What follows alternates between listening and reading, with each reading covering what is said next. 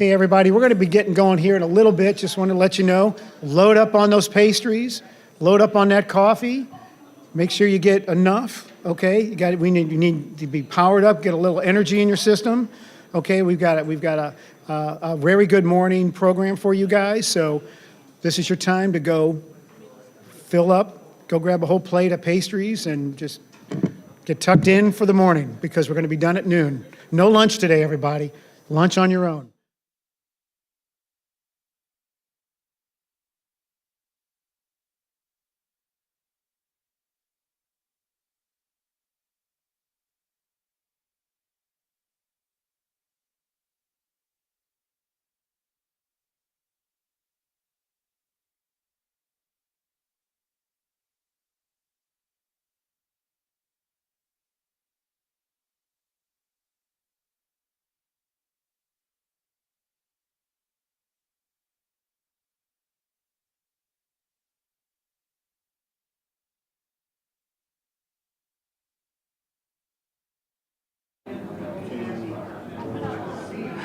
Good morning. It's an early morning. It's 8:30, but boy, it's early because last night was a great night, and I want to share just a little bit with you about last night before we move on to this morning's activities.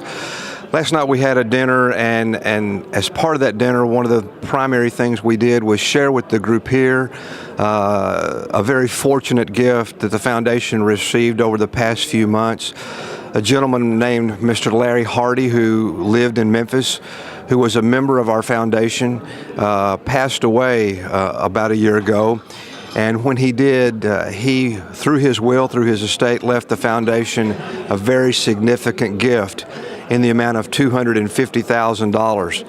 And we were able last night to memorialize him. His great friend, Miss Donna Wade, who also handled the details of his estate and we worked with very closely in that process, was here. So we memorialized him and thanked him and her for that tremendous gift.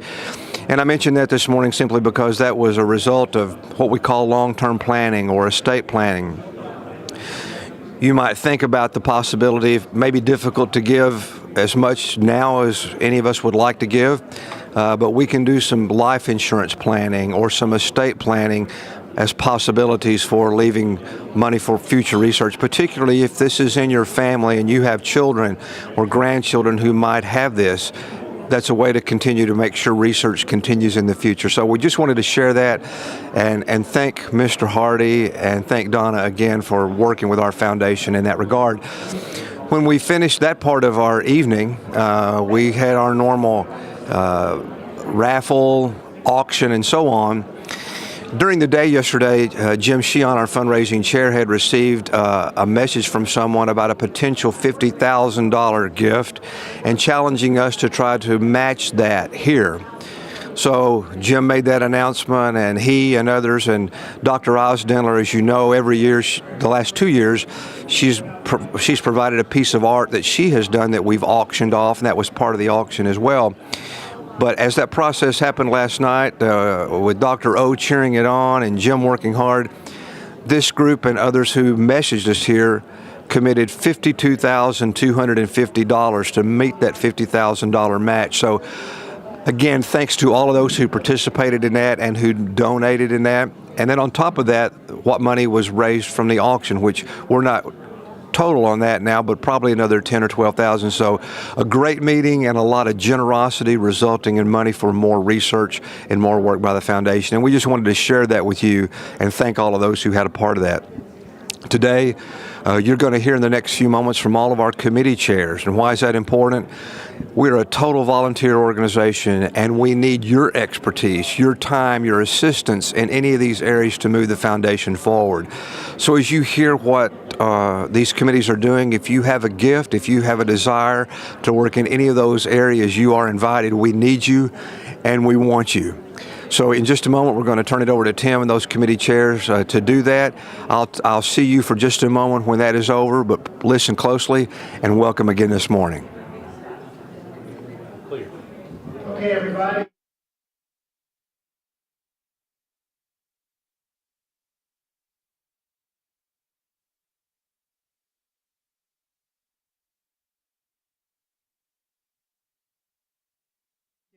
got to this day. We've got a lot of great information still to give you this morning. A little later this morning, we also have Dr. Fink is going to do a question and answer for you guys. So we've got a bunch of questions to talk with him, and that'll be a lot of fun. That's a little bit later this morning at 10 o'clock.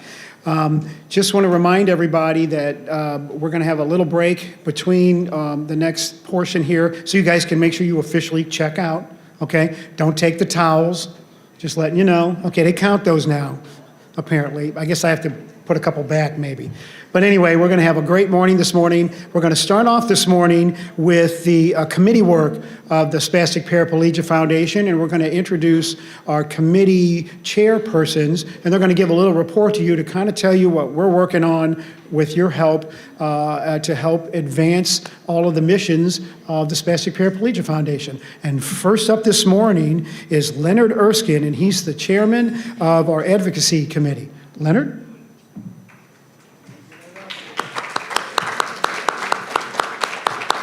Keep it up. Come on, come on, come on, come on, come on, come on. Come on. Got to get in there. Come on, come on, come on. All the way, all the way, all the way, all the way.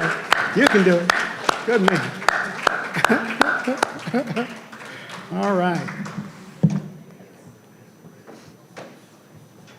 Thank you. I'm going down the stairs when I go, so you have to help me. Yes, sir. I think that's much easier. Yes, sir. How's that? Wonderful. You made it. Appreciate that. Thank you. Ladies and gentlemen, Leonard Erskine.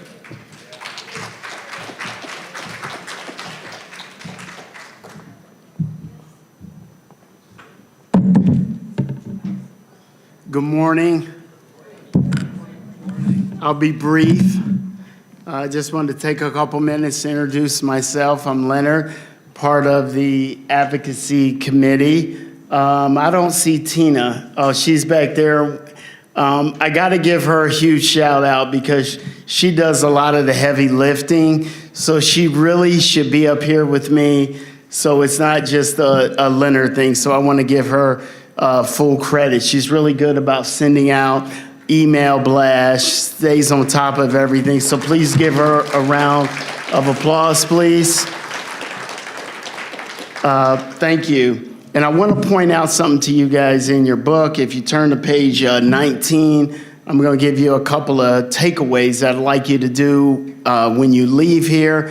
You know, maybe go up on some of the websites and see some of the cool things that we do in the advocacy committee. I also want to give a shout out to Greg and Norma for all the work that they've done with the SPF Foundation and for the hotel staff. So give them a round, please.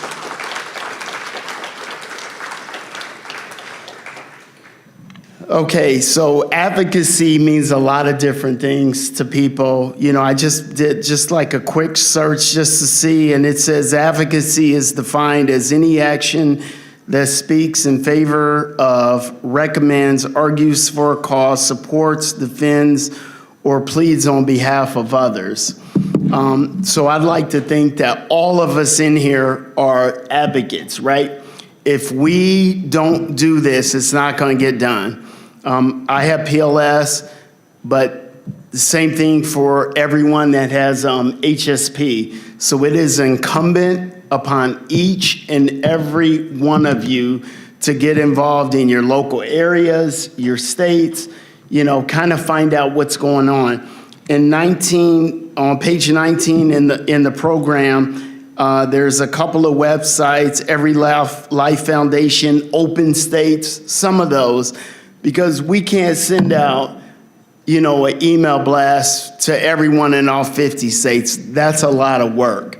But if you try to take the opportunity to find out what might be going on in your own state, I think that might be help. You might be able to reach out to legislators, you know, find out what's going on, and just kind of stay on top of anything related to rare disease, anything we can do to kind of move the ball forward for us. Most people, as you guys know, they don't know what HSP is. they don't know what PLS is. So if they don't know, how are we going to get the help that we need to help our cause? So I think that's the key takeaway. There are brochures out there. There are cards. When you guys go into your physician's offices and you have follow-up, hey, tell them about the organization. Ask them to maybe tell other patients about it. What I did when I'm at the ALS clinic, I'm like, hey, give patients my name, have people call me. Well, they can't do that because of HIPAA, privacy laws, patient health information. But what I do is I always leave pamphlets, information, so at least patients can find out. If they go on the website, contact us, we'll find them if they reach out to us. So if I could ask each and every one of you in here, when you go to your follow-up visits with your physicians, your physical therapists, say, hey, I'm involved in this great organization. And when you see newly diagnosed patients, tell them about this, because if they know, then maybe next year when they're here, you'll have new people sitting in here. I was on the elevator this morning. I don't see the lady. I think her name was Susan Makongo. She was from Missouri. First time meeting, HSP. I met a lady yesterday, Shannon from Texas, first time, has a little boy named Tanner. And I said, hey, are you enjoying the meeting? And they were just like, oh, this is so amazing, because they were first time participants and they were able to meet other people that are going through the same thing. So as advocates, I think that's important that we continue to do that. On our side, we'll continue to work with legislators. We'll continue to do things through any rare disease, NORD, anything at the state level, federal. If there are any bills moving forward through legislation, we may reach out to you guys and say, hey, can you fire off a letter? I know we had a advocacy committee earlier in the year, and they had some templates. They were easy to do. Once you fill out the information, it will populate and send it directly to the senators or congressmen in the states in which you live. And we just need to shake some bushes, make a little bit of noise. So that is my challenge to you guys. And if each and every person does that, we can raise awareness for advocacy.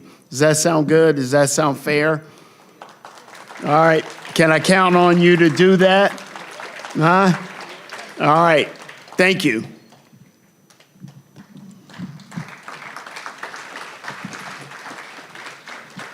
Thank you. Yeah. I'll give you my book, unless somebody else needs it. Okay, that's fine. I got plenty of them. Yeah, I just wanted to reference that page so people would know. Yeah, I'm going to go down there. Yeah, I thought that would be easy. Yeah, a good idea might be to have a chair up here sometimes to take a little rest.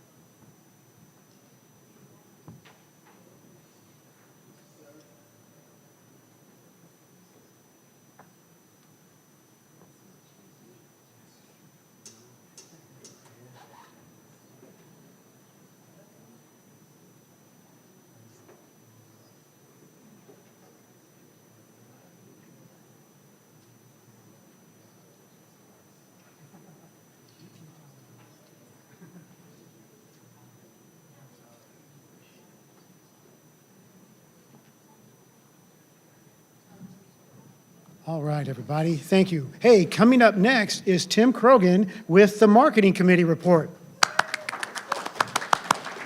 Well, hello, everybody, and thanks for being with us.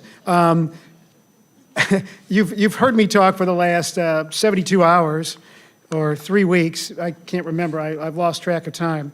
And you sort of know what we're all about and what we do. And one of the portions one of the pieces of the puzzle we do is this annual conference.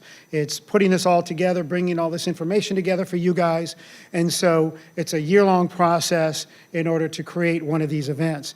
But we have a lot of other things in the background. For instance, the potato pants, okay? It's a way to spark interest and something that can be done for both fundraising and getting the word out, letting people understand what upper motor neuron diseases are and how they affect people, and how people who don't have them can understand what people who do have them feel like. So that's another piece under our umbrella of what we do to get that word out through social media, through anything, you know, the word of mouth, events, people. We've created this model for you guys to do your own events that helps spread that word. We just keep, the more we spread, the more people we meet, the more people understand, the better it is for everybody in the foundation.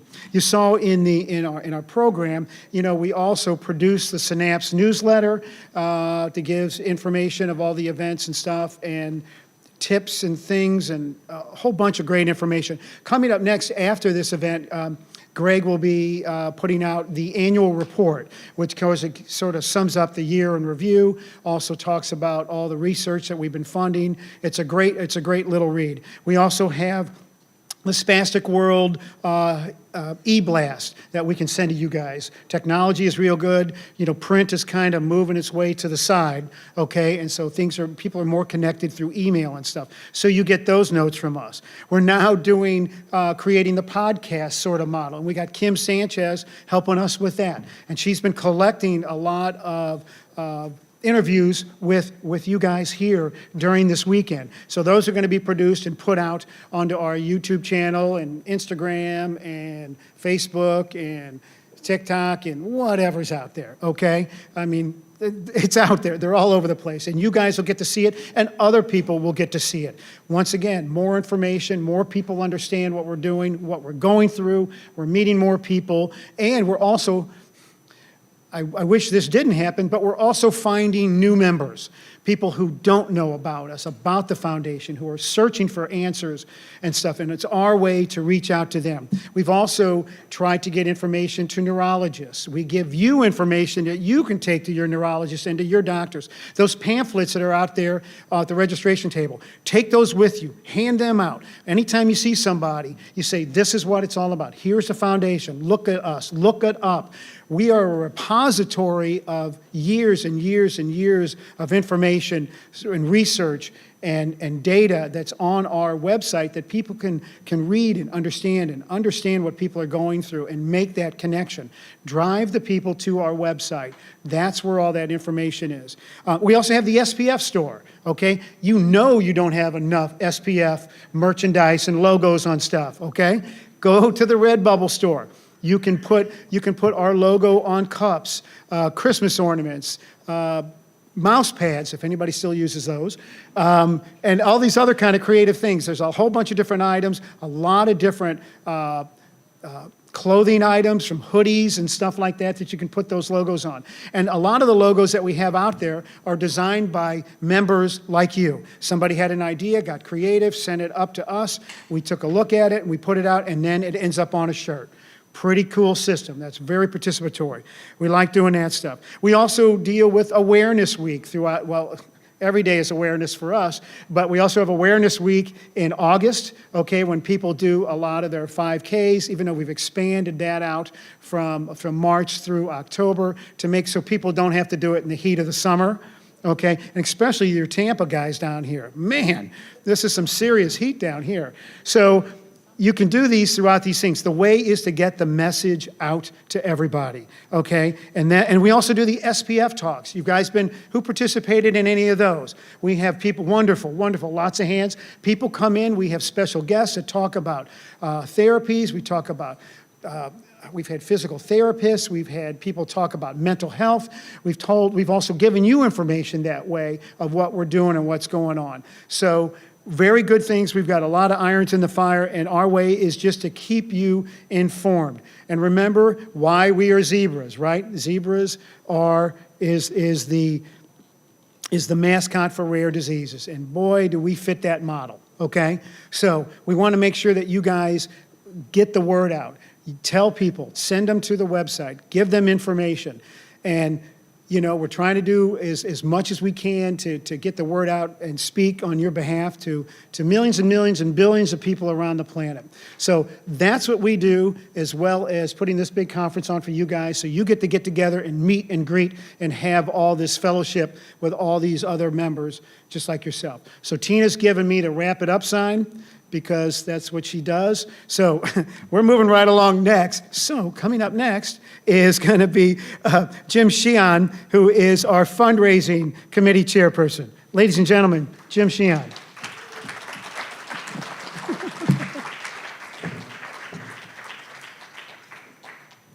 You want to just Exercise in. want to go to the side, or you want to stand? I'll go to the side, so that's okay. There you go. Good morning. So we had a good dinner last night. I think hopefully everyone that's here was here last night. We had a little event to try to raise some money, and thank goodness for all of those guys and girls that contributed. We now have just over $52,000 that we raised last night. So thank you, thank you, thank you. Amazing that kind of money can be raised in, what, a half hour? It was just tremendous. So again, thank you. If you didn't get a chance to give and you want to give, we can do that today. Or you can do it online, send a mail a check, however you want to do it, we can still do that. So wanted to share that. Amazing too, our cheerleader, Dr. Osdendler, who's a researcher, she actually contributed as well. So that's just amazing. So heads up, we actually have raised just over $525,000. So, well, actually plus 50. So what's that, 575? So that's about a 5% increase from last year. So we're ahead of the game last year. That's awesome. If you haven't had a chance, please look at page 24 in your booklet. At some point, you have to do it right now. But this lists all the types of ways you can support the financially and otherwise the foundation. There's all kinds of events on there. So please look at that and see if there's something that you can help out with. Currently, we have the 5K going on. That's actually May 1st through October 31st. It's called a run, walk, and roll, and that's supposed to try to encompass most things. The big thing is it's a way to get physically active and raise money for the foundation. So if you think you can't run, walk, and roll, pick your event. Pick your exercise. Last year, we had somebody that rode. We had golfers. We had tennis players. We had swimmers. Pick a physical activity that works for you, and try to do something for an hour. If you can't do something for an hour, do it for 10 or 15 minutes one day and then skip some. And do whatever works for you. But it's just an opportunity for you to be physically fit and then again raise money for the foundation. So don't let the 5K title scare you away saying you can't do that, because surely there's a lot of things you can do. There's also adaptive sports. Look up adaptive sports in your area. You might be amazed at the things: rock climbing, water skiing, snow skiing, tennis, pickleball. Where's Cece? Pickleball. There's all kinds of things you can do. So don't think that because you have a disability that you can't do what you may have liked to do in the past. Excuse me. Expenses for the registration for this conference are kind of expensive, of course.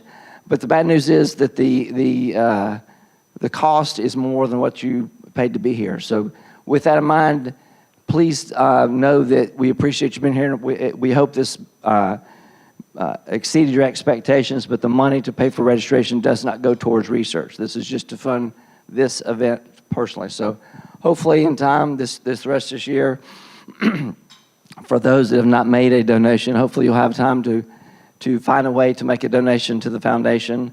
And then also, reach out to family and friends. It's not just you, it's family and friends. Share your story. Let all your family and friends know what you deal with, what you have to deal with as you stay to perform and do your stuff. And then also, for those of you who are employed, check with your employer about a matching opportunity. Several of the people that contributed last night are going to get their bosses or their employers to match their gifts, so don't forget about that. So we have, back to research, we have a list. Let me back up. Back last fall, we received 25 research grants from researchers. The Scientific Advisory Board has just gone through all that process, and they've given us a list of 8 grants that they seem to be the most fundable. So next, I guess July the 9th is our next board meeting, so we'll be getting together then to find out which of those grants we're going to fund. So look for an announcement probably mid-July about the grants that we're going to fund. It'll be an exciting time to move forward and go with that. Let's see what else. Oh, Tim mentioned the brochures and stuff outside. There's a trifold green brochure, and there's also some small little postcards that has our website address, all our contact information. So take those, give those out to your neurologist, your physical therapist, anybody that's medically related to you, family and friends, whatever, to spread the word so that they can know more about us. I think that's all I have. I'll be around the rest of the day. If you have any questions or comments, if you want to help with fundraising, provide suggestions or criticize us, that's fine too, whatever. So anyway, all right, next up is Tracy Hood with Education Ambassadors.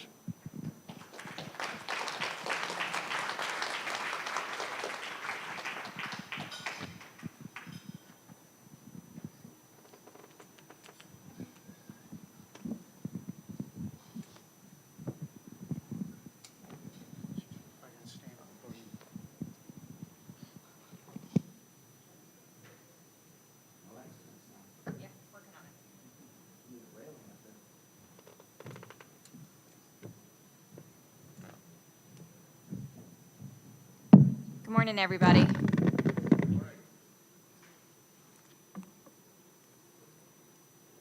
Okay, wanted to just say, first and foremost, this has been an amazing weekend.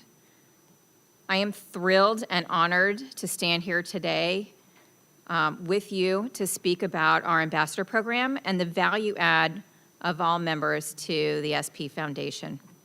So as you know, my name is Tracy Hood. I have SPG 5A. And I was officially confirmed through genetic testing in 2016. I attended my first annual conference last year, and I knew I wanted to be involved with the foundation. I saw where I could add value. My husband and I made the decision to go to St. Louis about 3 weeks before the conference, and we made that decision with the encouragement from Christine Hendrickson, who is another Florida ambassador in my area. So she had hosted a 5K, and I hadn't seen anything like that before. So my husband actually said, hey, did you get this email? So there's somebody that's doing a 5K for HSP in Palm Harbor. And I'm like, what? And so I reached out to Christine, and she's like, yeah, come. And I was like, all right, it was on my bucket list. Let me see if I could do a 5K. And so that was one of it. And the other part was, you know, I wanted to meet somebody like me who is going through that same experience. So Christine hosted a 5K. It was her and Andrew and Alan and Kathy Angel and Ron and I. And that's it. It's just the six of us. But we walked the park for like 2 hours and got to know each other, right? And with that, there was this encouragement to get involved, come to the annual conference. And honestly, this is all about making a human connection, right? So this is where an ambassador comes into play and why ambassadors are so important. So let's start with why. Why do ambassadors add value?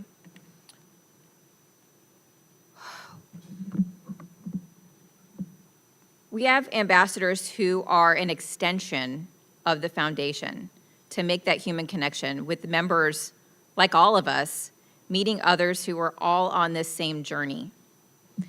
And having a rare disease is incredibly isolating. I think we can all agree with that. And so finding somebody to talk to who is sharing your experience is such a source of comfort. So what does an ambassador do? An ambassador reaches out to new members in their state or region.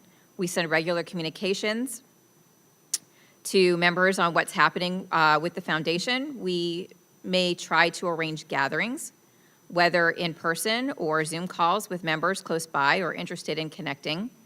Our Florida ambassador team was in regular contact with Norma throughout the year to offer any support for this conference in our home state. We build relationships and we build our own community. So for me, a little selfishly, I'm planning to host my second annual 5K, third weekend in September. Selfish plug for any of you locals who new friends that are interested in participating. And even if you can't walk a 5K or bike a 5K, feel free to come out and just be present and participate in your own way. So I'll be sending out a communication in the next couple weeks or so to kick things off for that. So what is the commit for being an ambassador? So if you are interested in becoming an ambassador, what does that commitment look like? You attend monthly ambassador calls. You send emails and talk to individuals when they reach out. You spread the word about all of the amazing work that's happening with the foundation. And what you need to remember, and I know that you've heard Greg say this weekend, this organization is all volunteer. So 97 to 98% of the money raised goes straight to research. And that benefits all of us, right? So the time and effort to keep this machine running for all of us, to benefit us, comes from the passion that we all share in finding therapies and a cure. It takes a village of individuals willing to donate their time and their effort for this cause. So if you have any interest in becoming an ambassador for your state, I am happy to chat with you, as are other ambassadors that are here with us today.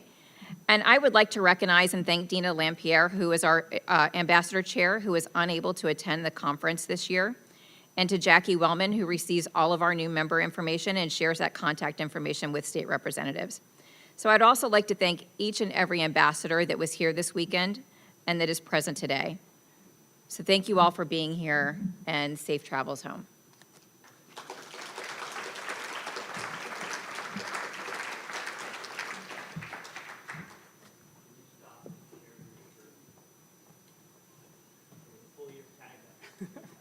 So I have a shirt.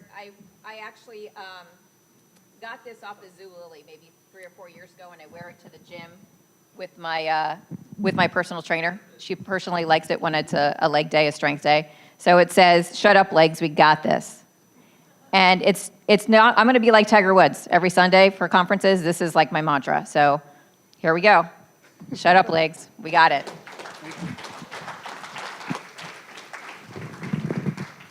Hey guys, coming up next is John Cobb, who's the chairman of our research committee. But while he's on his way up here, I just want to say a couple of things.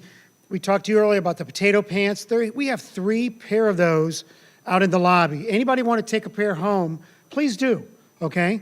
We want you to take them home so you can use them if you want them.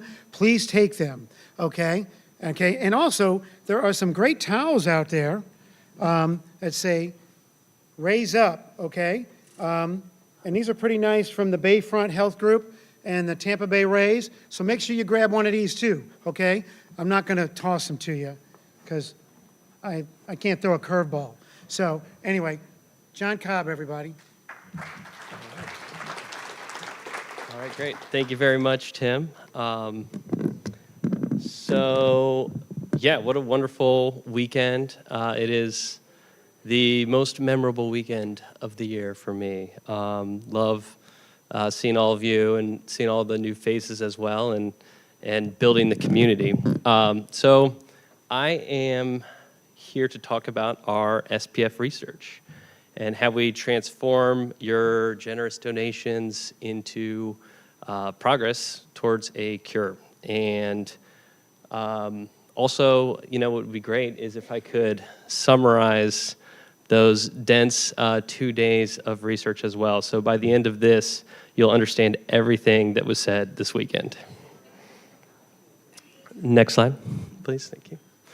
So yes, I'm John. I've been on the foundation for, oh gosh, that's crazy, like 10, 11 years now.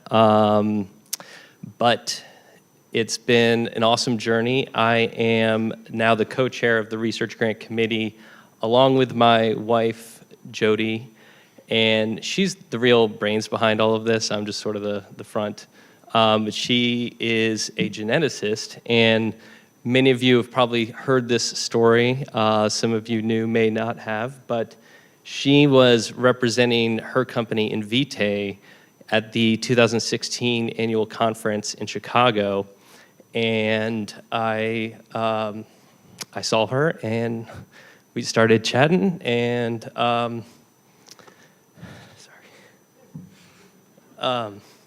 and now Now we got that little guy right there. Sorry.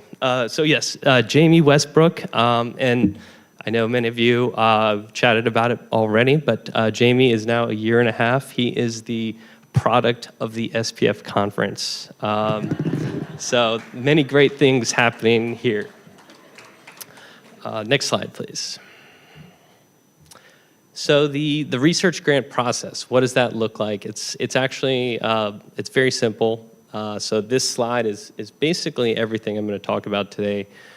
It is 4 components. We first send out a request for proposal, so asking researchers to submit research to us that we are willing to fund, and that goes out to currently about 1,000 different email addresses that we have, and we're always building that list. And if you know any researchers by chance, please send them our way so we can also include them. We also post that on our website, so anybody that is going through our website can get that information there. So then we'll give researchers some time to submit those proposals, and that'll be roughly 3 months, give or take. But we want to gather those, get them ready to pass off to our scientific advisory board. And that is really the key part of this. The scientific advisory board, they're the ones who evaluate the research. So they, we have, this past round, we've had, I think, 25 proposals that were reviewed by our scientific advisory board. We'll give them about, I don't know, a month or 2, depending on the schedule. And they'll go through with, so NIH-based scoring mechanism to evaluate each proposal. And then they provide those back to Jody and I, and we organize that information, do that final scoring. Oh, we will hold some conversations and some further evaluation if there are any like tied scores or anything that is sort of on the fringe. You know, we have a certain amount of money, as Jim's mentioned, that we want to put to research each year, and sometimes some proposals can be ranked pretty closely. So we want to make sure that our SAB is thoroughly, reviewing these proposals, making sure that the absolute best ones are put forward. Then finally, once we have those scores in place, our board will vote, and then we reward those proposals. And also, as Jim said, we are doing that next board meeting. So more information to come on that soon. And next slide, please. So yes, the Scientific Advisory Board, that is chaired by Dr. Moretti, and he was here last year, so some of you may have chatted with him, but he's done an excellent job of helping to manage this process, working with the entire Scientific Advisory Board to make sure we're doing things properly and efficiently and handling this research as it should be handled. And he's helping to build that team as well. So we have 17 members on the SAB right now, and that is for across HSP and PLS. They are experts in a number of different fields. So yeah, neurology, genetics, imaging, and pharmacology, and many others. So it's important to keep that diversification of skill sets and make sure that we're matching up the sort of the content of each proposal with SAB members who are skilled in that area. And then the another exciting piece here is that we've always been doing basic research. So basic research being kind of the core science of, hey, why does HSP do what it does, and what are all those like biological components that need to be addressed, and what changes when you change this or that, the other thing. Then getting to clinical trials, that would be a different type of proposal. The Centers of Excellence the CERN is one example of that. So that was a big project, as you know, that we funded last year, and we're very excited about that process. We're receiving other proposals for other components of clinical trial based research and stuff that we can fund. So we need to continue to build our scientific advisory board, and we're continuing to refine that process and improve it. But I think we've come a long way in the past 20 years. So I'll show here shortly. Some of the earlier grants. But I guess the last piece here is that we want to make sure too that with our researchers there can sometimes be a conflict of interest, right? And we want to make sure too that the folks who are submitting proposals are obviously not the folks who are reviewing proposals. So that is why the SAB is probably I don't want to say an unknown group. All of their names are listed on our website. But they don't, they actually have done some research proposals in the past for SPF, but many of them are not regular contributors to the SPF research pool. But and then yes, conflicts of interest. Sometimes there have been scenarios, even recently, where one of the reviewers was involved with a project and they couldn't review that grant. So just a little bit of detail about our scientific advisory board and how that works. Next slide, please. So yes, this here a little snapshot of the beginning. Our wonderful Dr. Fink with a $40,000 grant for the natural history of primary lateral sclerosis and hereditary spastic paraplegia. And it's funny because we are still working on natural history. Natural history is a huge part of clinical trials. So, it takes a lot of work, and some things are not solved overnight, and these are pieces of the puzzle that we're still contributing to. And as you can see, also a mouse model for HSP. So, again, core components of our research process that we continue to build on over time. Next slide, please. So since the beginning, we have a little over 11 million in total funding. And, that's a huge impact on the research community for HSP and PLS because a lot of those grants are seed grants. They are going to sort of unestablished researchers, researchers that we are bringing into the field and trying to grow the base for who's helping us make it closer to a cure. That's across 76 grants total, and again, we will be adding to that number very shortly. Next slide, please.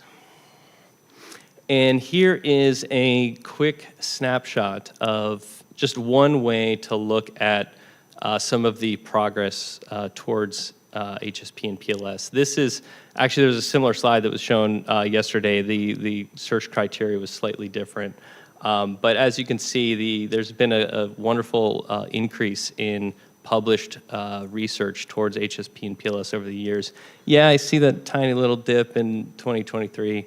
I wouldn't be too worried about that. I think that's just a little sort of date cutoff or something like that. But it's been wonderful progress. But one thing I want to mention here is that I know a lot of folks are curious about the more the specifics about research. Like, hey, well, okay, this shows us progress, but what else? Like, tell me what is actually happening. So, as the on the research committee, some items that we know are high priority, and I'm sure you guys would agree.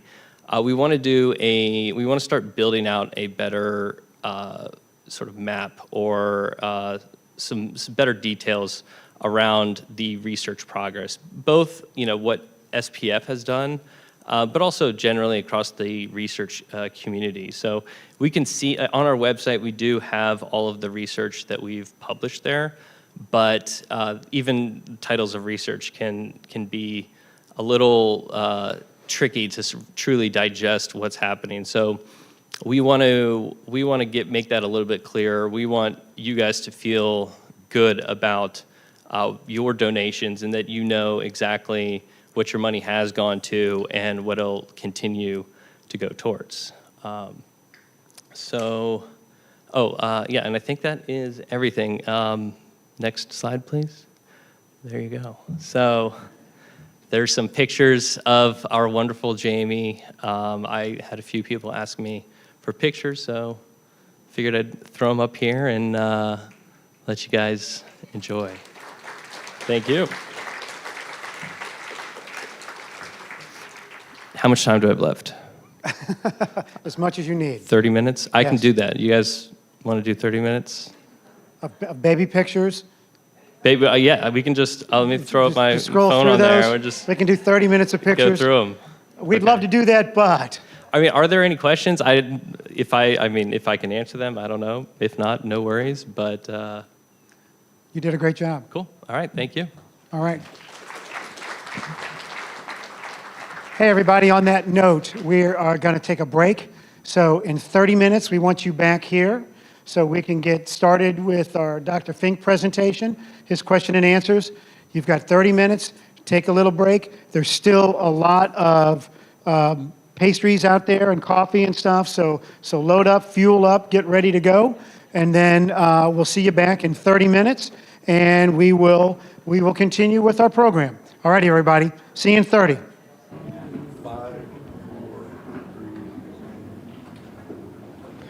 And as you hear Tim say, we're taking a break on this last day because all of our folks who are in hotel rooms have a certain checkout time, and we want to make sure that if our last session goes a little long, that they don't have any problem with checkout. So folks are going to take a half an hour or so to check out, and we will be back here at 9:45. But before I leave right now, I just want to say to you again, you've had an opportunity to hear about the work of the committees.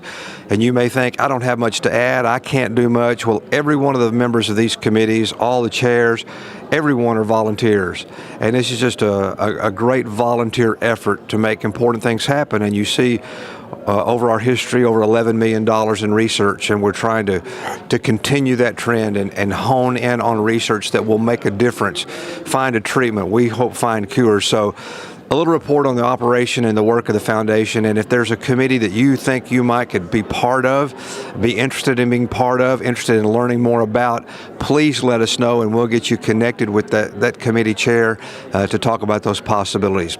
Again, we're going to take a 30-minute break. We'll be back here about 9:45 Eastern Time, and the last session we'll have will be Dr. Fink, who will have some things I'm sure to share with us, and he'll take a lot of questions. So join us back for that time. It's a great time, a way to end the conference, and we'll see you at 9:45.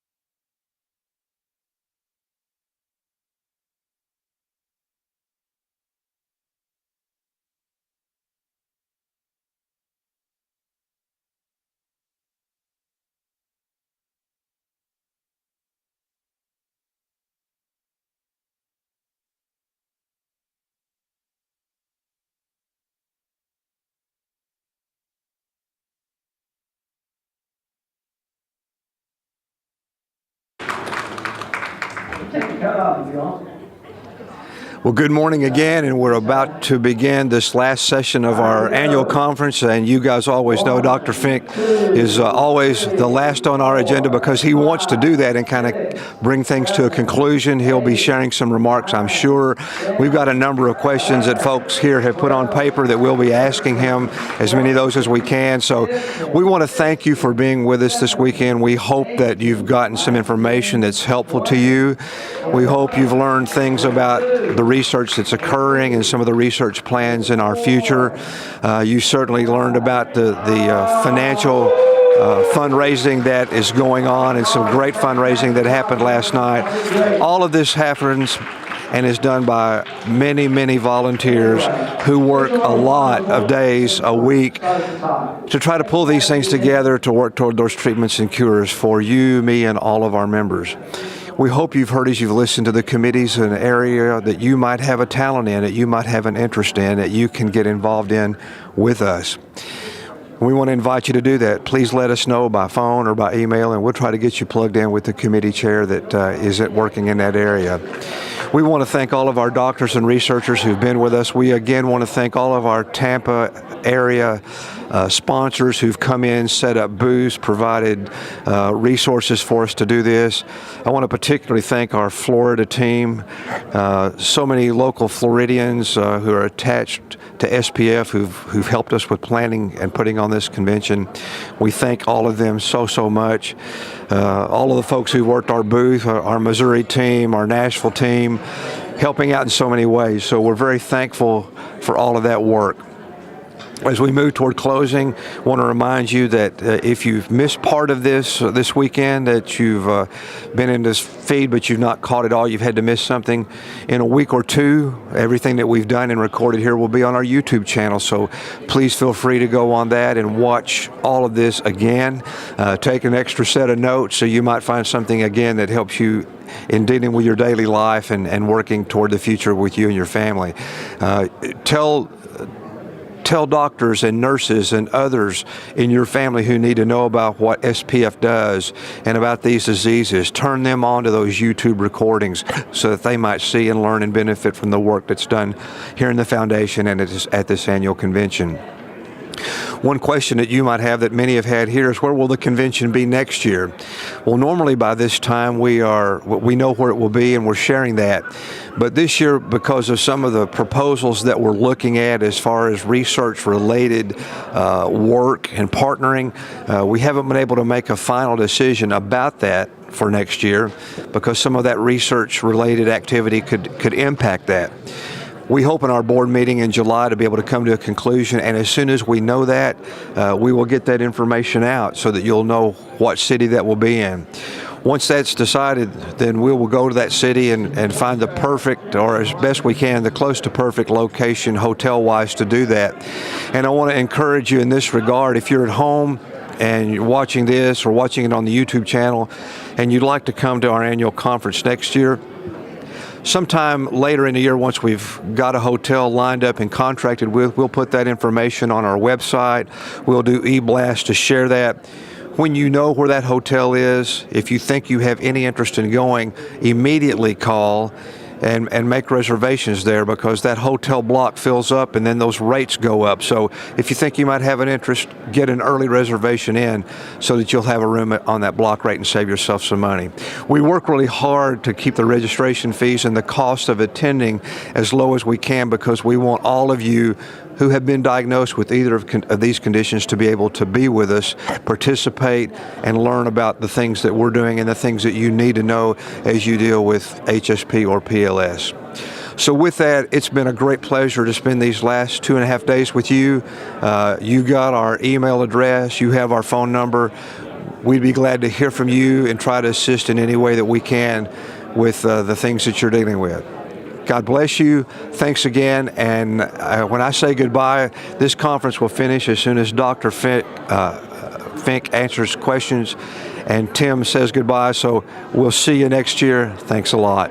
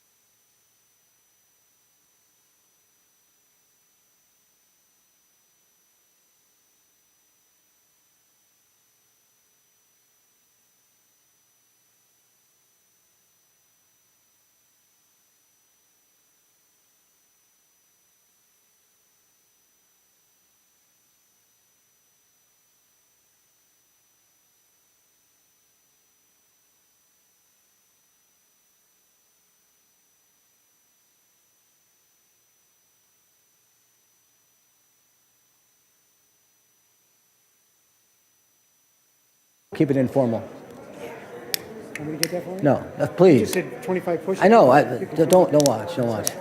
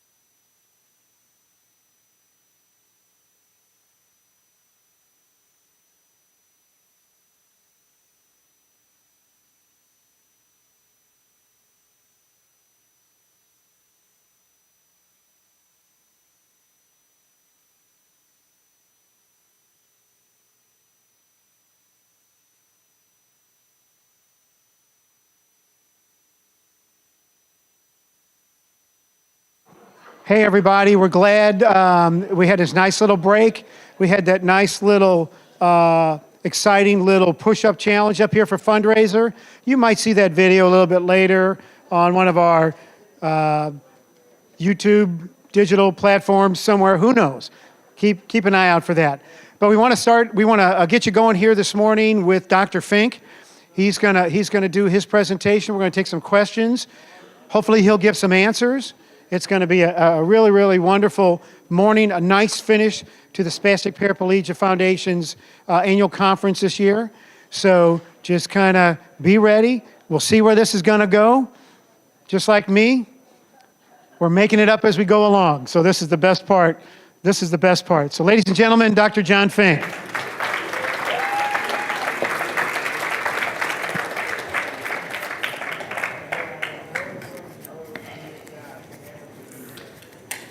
Here, you close that with me, would you? Just close it up. I didn't close it. Oh, I don't need that. Okay. Good morning. I'm glad to be here. I see a lot of familiar faces, and some people I've just met for the first time.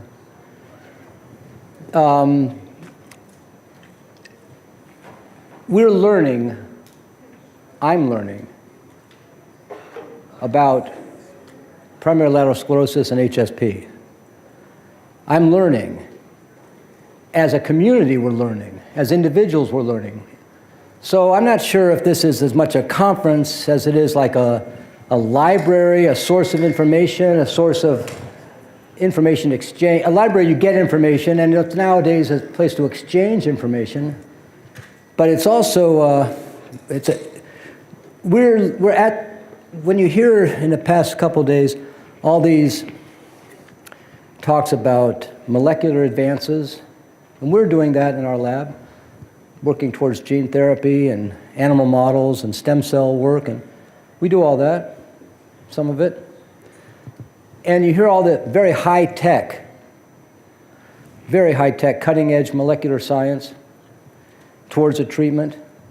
Well, at simultaneously, with the high-tech, molecular, cutting-edge, we're also at the very fundamental aspects of HSP and PLS. Fundamental, like how does a person walk? How does the condition progress? What causes it to begin at a certain time? Is it ever not present? Did it begin at age 30, but it was actually present at age 2, and this got worse or more manifest? These are fundamental questions.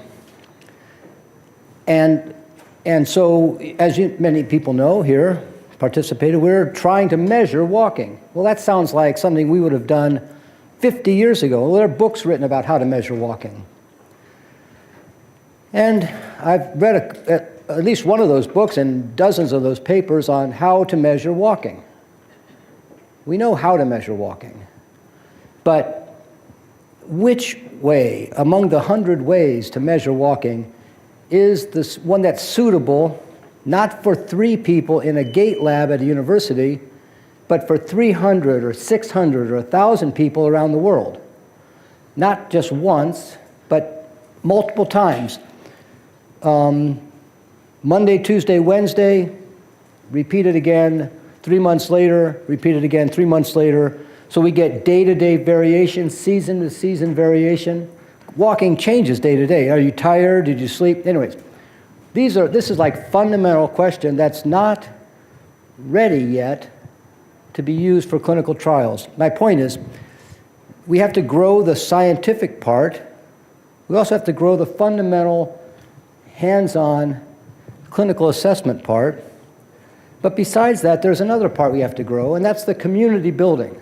We're here, SPF exists, and the fantastic product of SPF is that there's a community, there are people are not as isolated, there's hope, not just promise, but tangible hope based on deliverable products of research and so forth. So there's a community, and that community is the product of SPF, but that's still a work in development. We have to expand this community. This community is vibrant and strong and small. There are probably 20 or 30,000 people in the United States with HSP and several thousand, maybe more, with PLS. We don't know how many people with PLS. It's definitely under-recognized. And so as strong and as vibrant and as important and as productive as this community is, we need to grow the community. We need to grow the community in every way. I would say that most rare diseases, not every rare disease, and HSP and PLS certainly are one of these, they are enriched in their clinical reports and the scientific publications, are enriched in people who have access to university medical centers. Okay, so access to university medical centers around the world, not just in the United States, in Africa, in South America, wherever. The rare diseases are most reported in individuals who have access to university medical centers. Well, access to university medical centers is a barrier. It's not, I'm aware of that barrier. It's not a bias against participation, but it is who gets their neurologic care at a university medical center is a subset of everybody who has that problem. And so I'm aware that we need to grow our community. We need to grow our community. Am I teaching or preaching? It's a very fine line. I think I'm preaching. Amen. Okay, so we don't want to preach. Preaching from me is, I don't have any basis to be preaching. So we can edit that out here. But anyway, no, we can't actually. That's the problem. So anyway, the point is we need to grow our community, especially, and recognize what are the limiting factors for being as inclusive of everybody who's not here. Why aren't the other people here? Do they not know about us? Well, it's not us and them. They are us. They're part of us, but we just haven't met them yet. And our research will be strengthened. Not just our research, the clinical care, the support we give each other will be strengthened. So anyway, I'm not sure how to do this, but I'm aware of the need to do this, to grow the SPF community. Okay, let's see. So we talked about the value of high-tech, cutting edge. We talked about the value of hands-on, basic clinical methods. We talked about the need to grow and the value of the organization. The value of the organization can't be understated. Actually, this year I came back from a conference in Germany, and previous year I went there as well. And previous year I went to the Spastica Paraparesis Familiar, which is the Spanish HSP group, and I've talked to a group in Brazil the previous year. I spoke at the group in Canada the previous year. So we have Canada, Brazil, France, Germany, Italy, South Korea, all kinds of groups, China, Japan, that I have directly participated in. And I will tell you, SPF is the leader, in my opinion, the most, certainly the largest from a consumer standpoint. I won't say patient standpoint. You're not patients, you're participant. Patient is a relationship of somebody in a clinic, doctor-patient, that's a relationship. But here, this is not a doctor-patient relationship. This is a member participation or in an organization. And this is probably the largest member organization of HSP in the world. And that's not an accident. That's not an accident. Actually, that's not the intent. It's not the intent to be the largest. That's not the intent. The intent is to be the most valuable for the member participation and the most valuable from a research initiation. That's the goal. And it's met with such enthusiasm that the result is the growth and so forth. So the point is, we are poised to expand the leadership of this group to those other groups around the world to work together, And we are on a research basis, and we have an opportunity to work together from a member-to-member relationship to grow SPF, the United States, to the Euro HSP,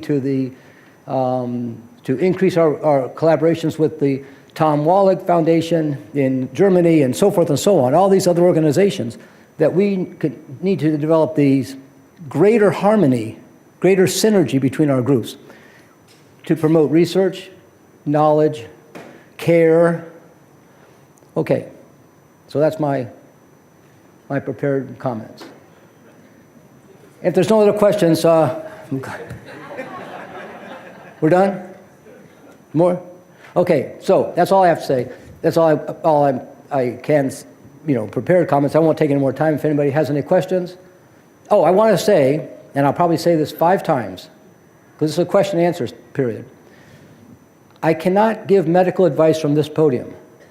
Not because I'm prohibited, but because it's just not, the questions are too personal, specific, and they don't need a superficial answer.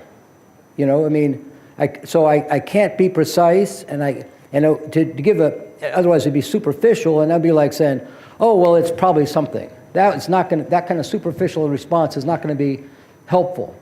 So I have to I answer in general, and people who know me, which is many people, they'll say, well, the problem with Dr. Fink is that once you give him the microphone, he just does not stop talking. That's not the only problem.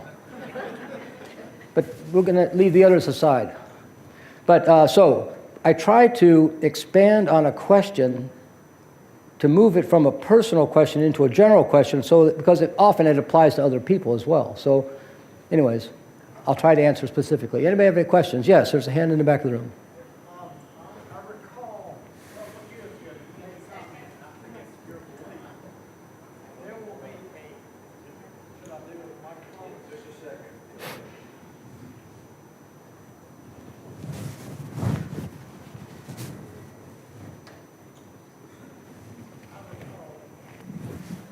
Is it working? Yes. I recall that a couple of years ago, and I think it is your philosophy, that there will, and I remember you saying there will be a cure in your lifetime. Now, I'm of the age where by the time it probably comes along, it might not benefit me, but it might benefit my children. Do you still believe there will be a cure in your lifetime? Okay, so you heard the question about belief and cure and lifetime. So I'll put it like this, and I'm going to answer you on a sort of a, there's a linguist here among us. But anyways, I'll say, I'm going to take the word belief out of this discussion. Because my personal belief is irrelevant in this discussion. So I'm going to challenge this word belief. Belief is a personal, spiritual, but I'm going to replace that word with, do I think? Because I can talk about thinking, which is based on what I've learned, what I've read, what I've assessed intellectually, which is separate from a belief. And I knew, no, you didn't want to go down this way. Too late. But, so we're not going to talk about my belief. We're going to talk about what I think. And what I think is based on what I know and project in the future and make generalization. And so, the answer to that is yes. Do I think that we are that there's a number of different approaches to developing treatments for these conditions that are in clinical trials and approaching clinical trials? There are a number in this country and throughout the world. I talked with an individual yesterday who told me about this drug that's being tried in ALS, and I did not know about this. And now it has shown some benefit for speech in ALS, and he's hoping to get compassionate use to try it for speech in PLS. And I wrote back, I'd like to try it also in PLS as a compassionate use. My point is, for speech. Now, the point is, do I think that there will be treatments for these conditions in my lifetime? And the answer to that is yes, because I know that there are other treatments that are currently being tried in HSP, in PLS, and in related conditions. And actually, one important place of, so for example, there's Dr. Ibrahim El-Fakhari mentioned the gene therapy trials for one form of HSP. Well, there are other gene therapy trials that are approaching other forms of HSP some are closer than others, but many that are in development. 11, 7, 4, 15, 5. These are either in various stages of development. So, will they work? I can't tell you. The Wright brothers' plane didn't fly very far the first time out. Okay? But I think the Wright brothers' plane was 1911, something, right? 1903? 1903, yeah, thank you. But it was already in use in World War I. Planes were. So, yeah, 1903, thank you. So the point is, the first iteration of these therapies may not be very effective. That's okay. We don't necessarily expect, tremendous success with the first product. At any rate, but what form will it come in? This is the question. Will the treatments come all at once, that you open up and suddenly everything's good? Will it come as something that's slowly developed, that's better and better and better? Will that, I can't tell you that. Will it come in my lifetime? Well, I hope so. Okay, short answer. Dr. Fink, we hope so as well. And allow me just for a second to go back to what you were talking about in terms of international relationships. I want our membership to know that on an ongoing daily, weekly basis. Well, we're trying to expand that with every opportunity. The week before we came, Norma and I participated in a call with the Euro. HSP group. Euro? Yeah. Euro HSP. And in the past couple of years, I don't know how many of you guys participate with us from time to time on SPF talks, but probably a year and a half ago or so, we did a series of SPF talks and Zoom meetings with some Brazilian doctors and researchers. So as Dr. Fink says, this is happening all across the world, and we're working daily on your behalf, trying to expand that, believing as Dr. Fink that as we expand research worldwide, we need to expand patient membership involvement worldwide so that we can support what that research is doing. So just wanted you to know that. We're working in that direction for you. And Dr. Fink, I know Tim may have a question up Yes, here in sir. just a second, but let me, real quickly, I've got one that may be a difficult one for you to answer. Oh. How is Dr. Fink so handsome? Well, so okay. I don't know who asked All right, that question, but I thought so, you... okay, you want the truth? The truth is that I wrote that question. Check. Okay, we have a question from the audience here in the front. And I would just like to say, do you believe you are really handsome, or do you think you are really handsome?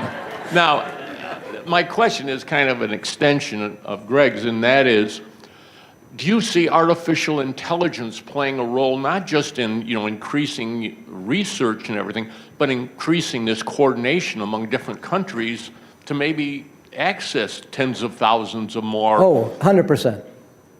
100%. In fact, with the yes is the short answer. But so, for example, with the SPF CERN, which is a very important collaboration, one of the important goals is to develop standards for evaluation, not just for clinical assessments, but for the mechanics of how data is stored, so that all centers store data in the same way in the United States, and harmonizing our data collection with those in Europe.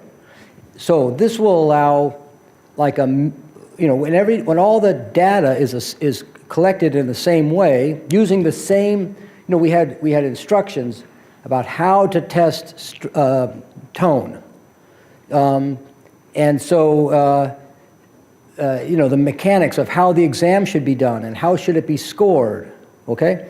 So data has to be collected, not just clinical data, but the MRI data, the imaging and everything has to be collected the same way, so that then we can use machine learning to, not just only for that purpose, but we can then use machine learning, AI, to say, oh, did you know that this parameter, age of onset, correlates with this finding on MRI scan? For example, or correlates with this finding on a gene test, for example. So we may not know these things now, but computers, they work tirelessly. And I'm not going to say smarter, but they work at a rate that is unachievable. So yes, it's a short. Now the other thing is not just for data analysis AI, but for developing new rehabilitation strategies. For how we can watch someone walk and study their walking and then use an AI-guided rehabilitation strategy. So not just for data analysis, actually, at the research conference I attended, Cure AP4 conference. That's one example, but there are other examples where AI is used to analyze molecular data to pick which potential drugs should be developed. So there's drug development, rehabilitation strategies, harmonizing data for analysis clinically. All of that will or does use AI, 100%. Thank you. Thank you, Dr. Fink. We've got another question up here in the front Yes, ma'am. row. Hi. So I've been hearing a lot about gene therapy treatment and possible cures or treatments. Does that mean that it stops progression and the person, the patient, remains where they are? Or is there a chance to get better? Okay, so here's the point. We don't know yet. We want both. We want to prevent the condition, we want to stop the condition, we want to reverse the condition. Okay, we want to slow it down, we want to stop it, we want to reverse it. The goal is all of that. Now, I don't know we don't know if one approach will do that. I can't tell you. Like, for example, let's say a gene therapy today stops the condition from developing. That's wonderful. So a 2-year-old that has a gene mutation that shows a little sign, it might stop the condition. That would be one concept. Would that same treatment be useful for a 60-year-old? I can't tell you. I don't know. But there may be other, so I can't tell you if that same treatment would work. And I don't want to say because I can't tell you, that means I have knowledge that I'm biased one way or the other. The short answer is, I don't know. We don't know. So you don't know if a wheelchair user could walk again? Could benefit from that. I can't tell you. Now, the other part is that when we talk about gene therapy, or any therapy, gene therapy is a variety. You can change the way a gene is regulated. We can change the splicing. That's a molecular processing of the gene. We can change the splicing. We can override a stop so that it's supposed to stop, and we can read through the stop. We can add a new gene. We can reduce the presence of a toxic gene. There's a number of gene therapy approaches, but among the approaches, we think about, it's not simply that gene therapy is one approach. You have a mutant gene and you're adding the normal gene. That's a common concept. That is one approach, and that's maybe the most common discussed, but it's not the only approach. But Okay. we can put other products in that treatment besides the correct gene. So, for example, what if we load that vector up, not with the correcting gene, but with some nerve growth stimulating factor? Okay? So now we're adding using gene therapy not to deliver the correct copy of the gene, or maybe not only to deliver the correct copy of the gene, but we're also adding one or more genes that produce nerve growth promoting factors. Okay? So now we say, okay, well, we got the gene we're loading up the payload into this vector. We're going to put the correct copy in that would hopefully stop the condition from getting worse. I'm just discussing possibilities. We're going to put a gene in there that's got the correct copy of the gene that maybe will stop the condition from getting worse, and we have to add in other genes that are going to promote healing and recovery and regeneration of the damaged nerves. Okay? So when you say, would gene therapy help? Sure. I don't know, could it help? I would say absolutely. What is the basis for me saying that? Well, in some animal models and in some stem cell models, gene therapy does help in those animal models. Okay? So absolutely, it clearly helps in some models. Now, what do we have to do in people? I'm not sure what's going to be in the payload of that gene vector. But do I think it could help someone? Of course it could. I think there's every reason to think it could. What's the delivery method for gene therapy? Is it like The most common, there's a couple approaches, but the ones that are currently used, so for example, there are genetic eye diseases, some, for which there's gene therapies that are being used in the clinic today, and they're just injected directly into the eye. This is not, genetic eye disease is as big a condition as the genetic HSPs and PLSs. It's very many different conditions. But for some types, at least one or two types, there's gene vectors that are injected into the eye so that's a direct injection into the tissue. In the case of HSP and PLS, we'd probably not put it into the brain or spinal cord. It would today, the current concept today, although that's possible, the current concept would probably be injected into the spinal fluid. Like where you have a spinal tap and they take out fluid, well, they would probably take out 5 or 10 milliliters and put back in 5 or 10 milliliters, whatever the number is, 15. And in the fluid they put back, there would be the vectors that contain the gene, and it's carried up to the brain and the spinal cord, and it gets into the brain. And so that would be, now it's also possible to do direct injection into the brain. It's also possible to do direct injection into the spinal cord. Intravenous? Intravenous is another approach. Sure. Yes, all these are approaches. The reason that I'm not favoring, but that I'm more knowledgeable about the spinal fluid approach is because when you put it in the vein, well, now it goes to the liver, and lungs and other tissues soak it up, and less of it becomes available to get into the brain. I'm not saying that's not a good idea, but if you want to get most of your vector into the brain and not lose it in the other tissues, that's why the spinal fluid is. But yeah, I think it could help people who have symptoms. That would be the goal. Thank you, Dr. Fink. Great answers. We have a question. I saw a hand over here. I have actually a two-part question. After speaking with many people in the audience here, that it's come to our attention that you don't have a good understudy, junior Dr. Fink. How much longer do you plan on practicing? And are you going to be trying to train someone to take over for you when you do retire? Did you see my push-ups? Yeah? Okay. Did you want me to do that again? No, not at all. I didn't know if you wanted to go retire and live the good life. Oh, no, I don't. I'm not planning to retire. I'm enjoying what I'm doing.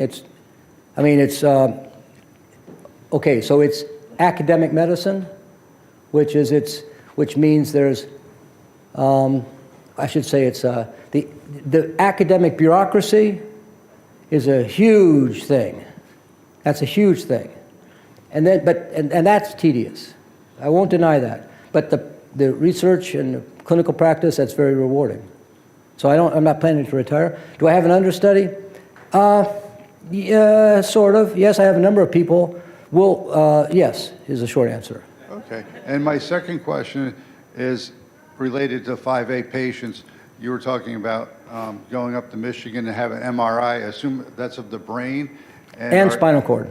And are there many people that have already done this? Are you trying to? No. Do you have something in mind? What are you thinking you're going to gain from this? Okay, so we have a research protocol that looks at that uses brain MRI and spinal cord MRI in HSP, in PLS, and in other conditions too, not just these conditions.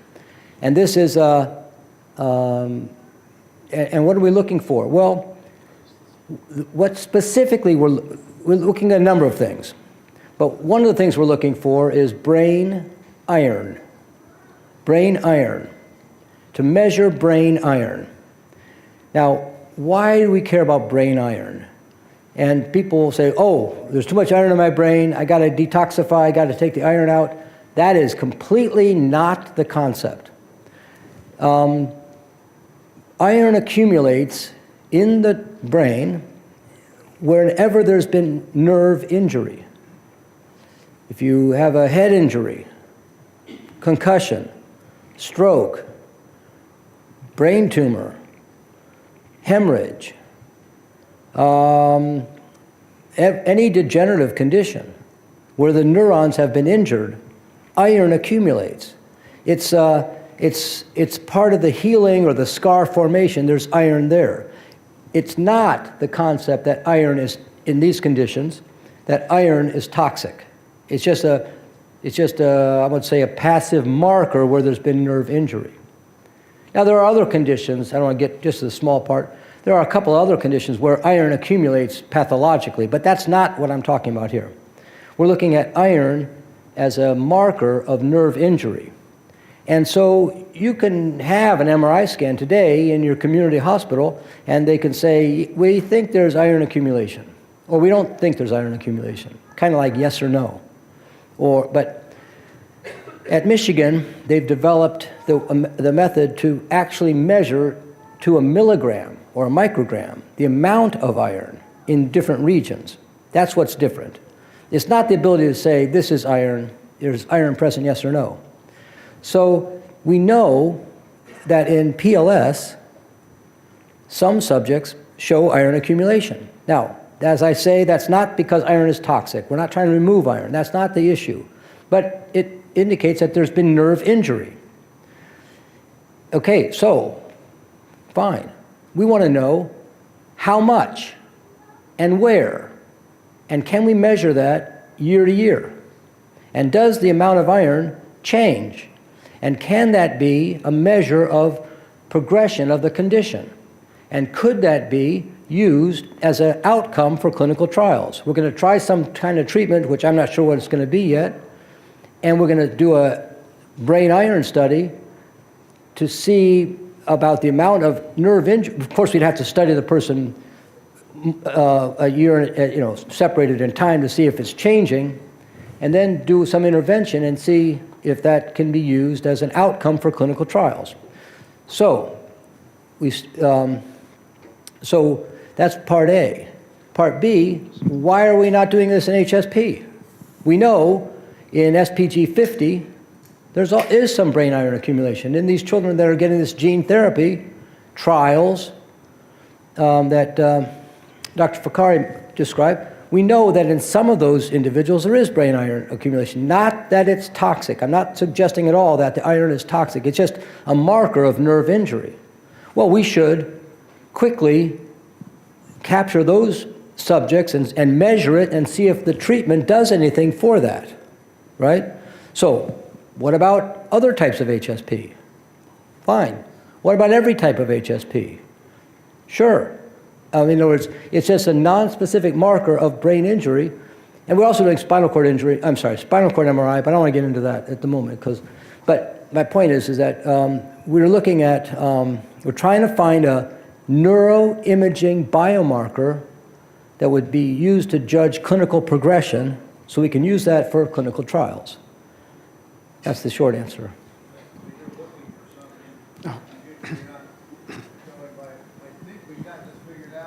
No, we know in some forms of HSP there is iron accumulation, but we need to measure it and see if it changes. Okay, Dr. Fink, Greg has a question or a comment for you. Yes, sir. Dr. Fink, the question is, there are numerous groups like SPF dealing with upper motor neuron diseases. Is there an umbrella group where all those individual groups can share their research?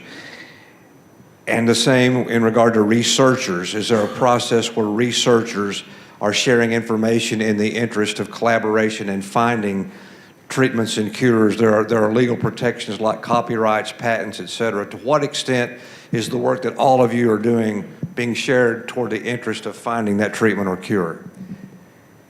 Well, that's a good question. That's important. There is open sharing of information between investigator-initiated collaborations. So, this group works with this group, they share information. This group works with 5 groups, they all This person does the animals, this person does the gene therapy development, this person does the human trials. So there's open sharing in the group, okay? And that can be a big group. Now, let's say that there's a person in another location who's not part of that group that wants to know what's happening with that group. They'd have to call them up and say, what's happening here? And there would be conversations, and they would have access to some level of information. But there is open, free sharing between collaborations that have developed based on need of the investigators. And the need of investigators is 1, funding, 2, personnel resources, that's expertise, and 3, data. So need funding. Investigator A needs to get a grant funded, and it's easier to collaborate with somebody else. Now you can put your preliminary data together. Now you're you have a bigger, more powerful application. There's open sharing by investigator initiated. That's not what you're talking about. You're talking about how widely open is general information about upper motor neuron diseases. Let's say there are 5 people working together. Would the rest of the world view that as an information silo that they don't have access to? They might think so. I'm not saying they don't. I'm not saying they'd be wrong to think that. Within that group, there's open sharing. But that's not what you're asking. You're asking is how much information so if it's not fair to ask me because I know many investigators. I don't know all investigators. But if I called up an investigator and said, hey, what are you doing on such and such? We have something that's collaborate. I'd probably get information I wanted. So I would think it's fairly open. If somebody needed information, they could get access to this. It's not a closed door. They could say, I don't know this person. Do you know this person? Could you put me in touch with that person? Then so-and-so would write a letter, they'd have a joint Zoom meeting, they would invite them in. It's pretty open in that way. It wouldn't take long for them to gain access. But this is not just HSP. You could say this is for many, many conditions. Now, in some conditions, okay, I won't go on too long, but in some conditions, like in the development of treating childhood leukemia, this was originally designed, and I can't tell the story completely accurately, but it was the intent to make it initially distributed, crowdsourced to local physicians that they could participate in clinical trials. And so from the beginning, and there's been a complete revolution since the 70s and 80s about the success of treating childhood leukemia. You can't even imagine what it was before. And the success comes from the intent to involve everybody, access to clinical trial data, and many thousands of clinicians could participate in this and could collect data according to a systematic way, and could enter data and receive updates and change their treatments and enter patients, 3 people at this clinic and 2 people at this clinic and so forth around the world. And so that is a tremendous aspect of the acceleration of treating childhood leukemia, was the fact that there was intentionally no barrier to data entry, data access, and so forth. So in clinical trials, so that's a good model to follow, I think. Okay, Dr. Fink, I think I have one question back in the corner, and then I'm going to go to the other side of the room for a half an hour or so. So I'm going to do one back here in the far corner. Oh, I think I'm going to read this for you. If a clinical trial proves to be diagnostic, why is it not then available to everyone? I go to Mass General, and they did a study that proved there is a different part of the brain that is inflamed between ALS and PLS. In fact, my neurologist was part of the study. But when I asked if I could have the scan, she said the trial was over and I couldn't have the scan. Okay. I'm sorry that happened. I can't answer you specifically, but I would say in general, if it's an industry-studied research, then the industry controls who has access to that information because it's protected information for their drug development. And so if the industry controls the study or sponsors the study, they may say you are prohibited from discussing the study. The investigators cannot even discuss the study with somebody else and can't release any information about the study. The sponsor puts limits on. It's very common for the sponsor to put limits on that. That would be the only thing I could suggest. For you not to have direct access to that. That's probably because of the sponsor. Now, if it's an NIH study,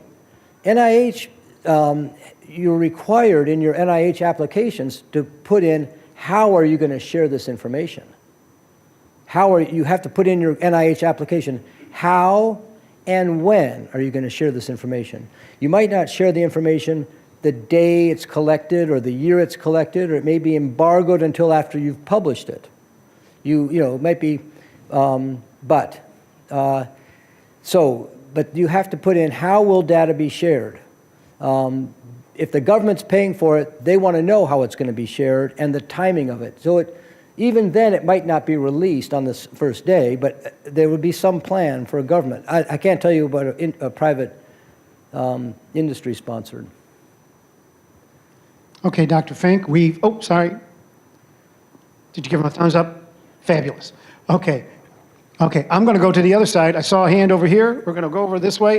Now all the hands come up. Okay, here we go. Everybody's waving at me.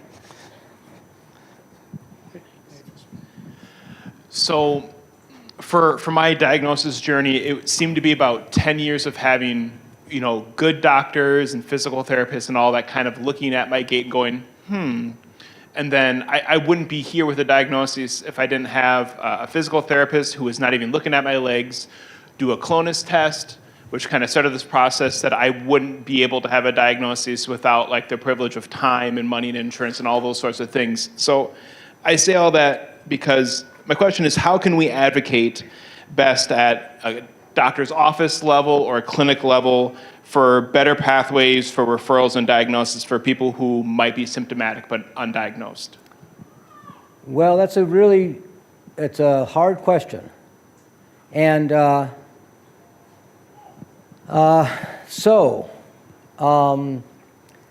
it's hard to teach somebody something if they think they know everything. Okay?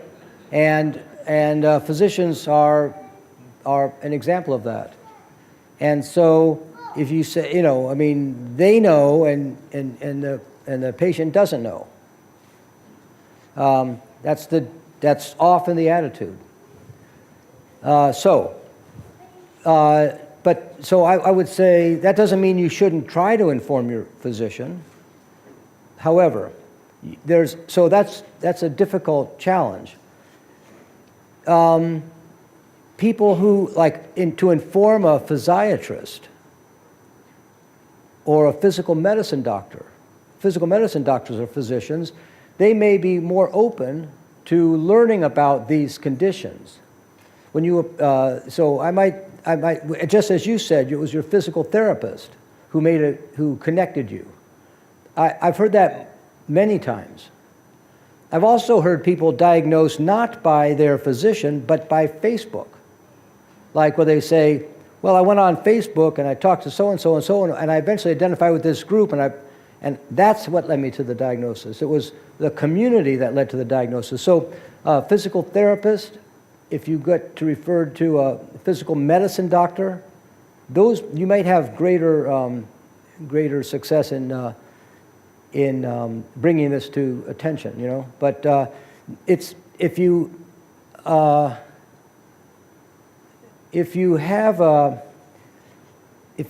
go to your physician and you say, I think I've got this, some physicians will be open to learning new things, and you might be lucky. So I wouldn't stop doing that approach, but it's a challenge. I don't have a short answer. What we'd like to do, wait a second, what we'd like to do is we'd like to have in every pediatrician's office around the country, on their phone, well, they don't have phones anymore, But when they used to have phones, we'd like to have a 1-800 SPF number. Now, that was when we had phones. Now we say we want some kind of a QR scanner that would link up to SPF. Say, does your patient have trouble walking? Contact us. So, and it would be in the waiting room. It would be in the physician's office. Everybody would have access to, do you have trouble walking? Okay, and so it would be like it would be some screening, you know? Now, there's another side of it, and that is we want to avoid overdiagnosing or misdiagnosing, right? So that doesn't help anybody. That just adds, frustration, confusion. So we want to be, but in general, we'd like to say if you have trouble walking at a physical therapy, do you have trouble walking? Does your doctor know why? If not, call us. Now, who's going to answer that phone? It's got to be somebody, a nurse clinician, a nurse practitioner, that can take an assessment and make a referral to around the country or around the world to get the person evaluated. That's what we'd like to have. Not just in a pediatric space, but in a genetics clinic or in a neurology clinic, internal, all over. We'd like to have that. Dr. Fink, our media team here in the back has had one of our virtual listeners and watchers at home has sent us this question by chat. I have HSP SPG7. I was recently told I have degeneration in the optic nerve in each eye. Generally, what should I do? Okay, so that's a hard question. SPG7, and this is a really good question. I'm going to expand on, I'm going to just hold off on that answer for just 1 second. When we say HSP, the big problem in HSP is trouble walking. Okay, well, what about, that was okay when HSP was first described, but 100 years ago, or more than that, 120 years ago, more than that.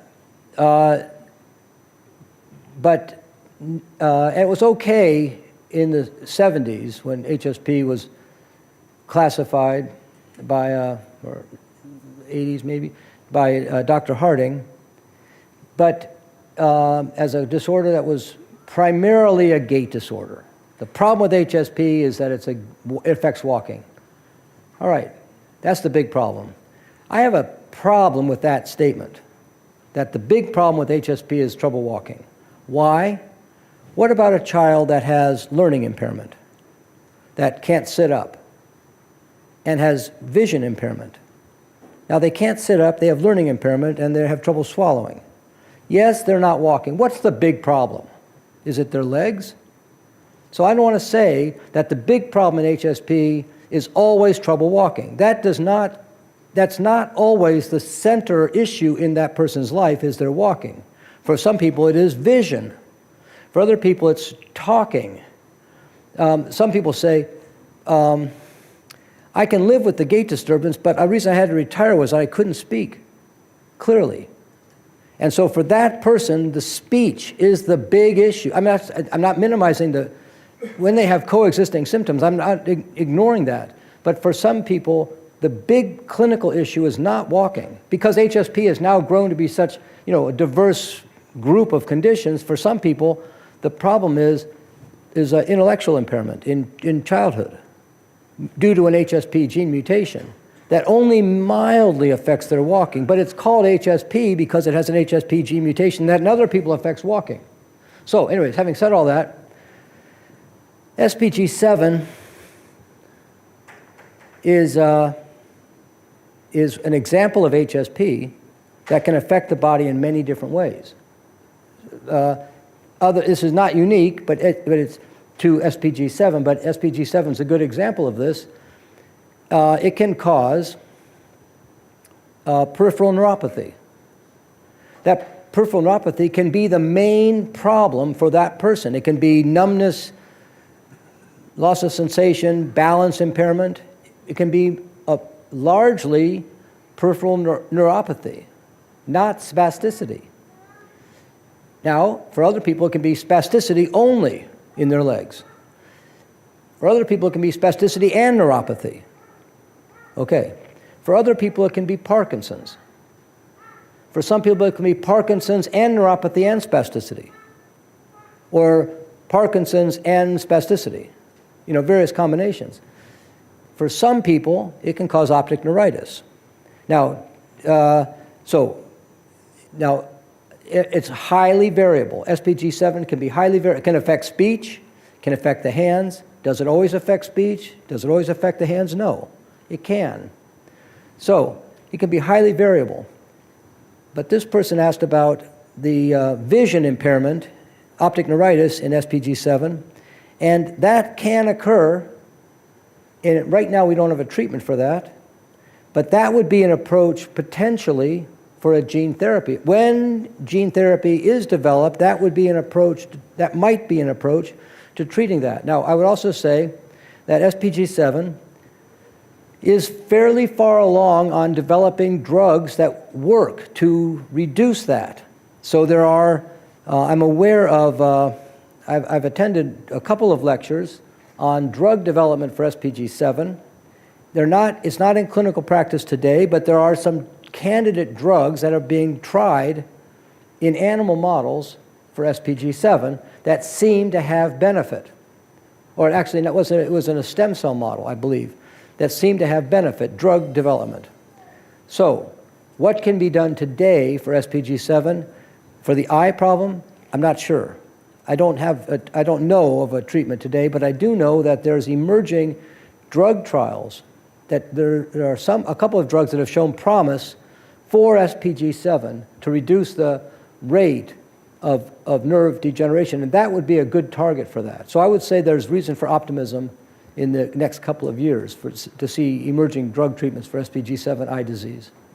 Great, Dr. Fink, thank you very much. I think I saw some hands on this side of the room earlier. There's one right in my view. We're going to work this side for a while. Here you go, sir. Dr. Fink, I'm one of the 30% that don't have a specific diagnosis, and I've asked you this question in the past. From the talks that we heard in the last couple days, it sounds like it's relatively important, not only for me, but for the whole community, to know what people have. So should people think about getting these, what we call total genome analysis in that situation? I've been tested by Invitae and at the NIH, and so I've had 60 to 70 different genes tested, all negative. And so how should people think about that as they approach that question? Okay, so in your question you used, it's important to you and it's important to others to know.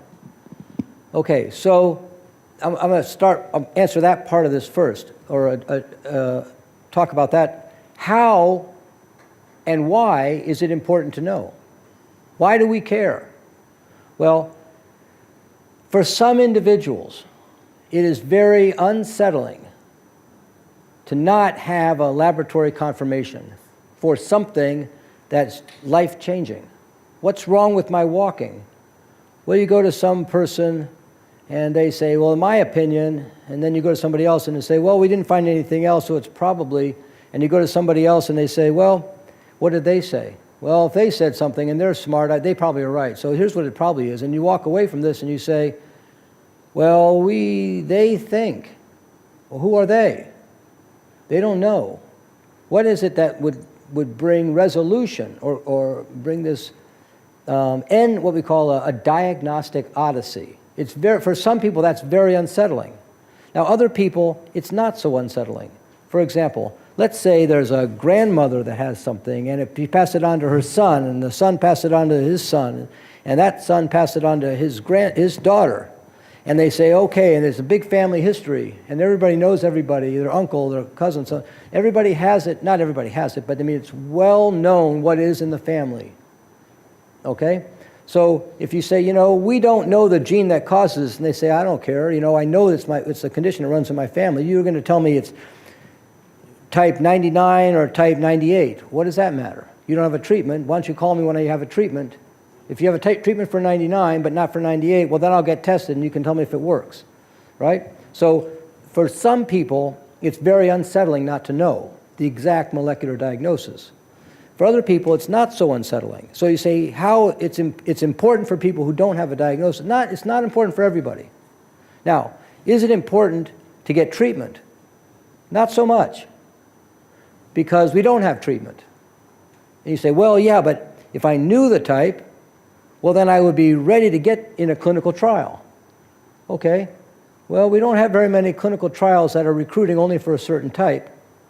And in my opinion, the trial should do the testing to see if you have that type. Do you see what I mean? If they say the entry criteria for this trial is that you have to have type 7, okay, well then I would hope that they would, unless they have too many people with type 7, they don't need to pay for the testing themselves, but they might be doing testing as part of the trial criteria.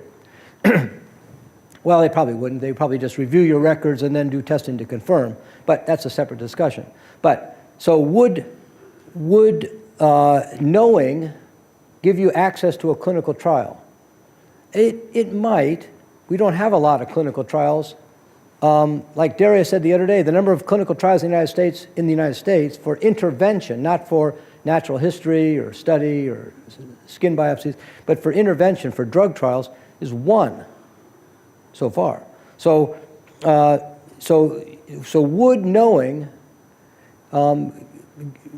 accelerate your entry into clinical trials? Well, first we got to accelerate the clinical trials. Okay, having said all that, for some people it's important to know. And I'm not underestimating that, because to get a laboratory confirmation can be not necessarily reassuring, but it does not stop the questions. If you get a laboratory diagnosis, eventually you think, well, now I've answered that question.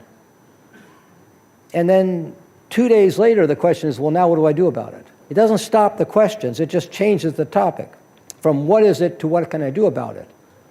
And but it is 30%. In some studies, it's 40% don't have a genetic diagnosis. And we're working on that. 25 years ago, it was almost none. Almost, I don't know, 25 years ago, probably, I can't remember exactly, but maybe there were 3 genes that could be tested. So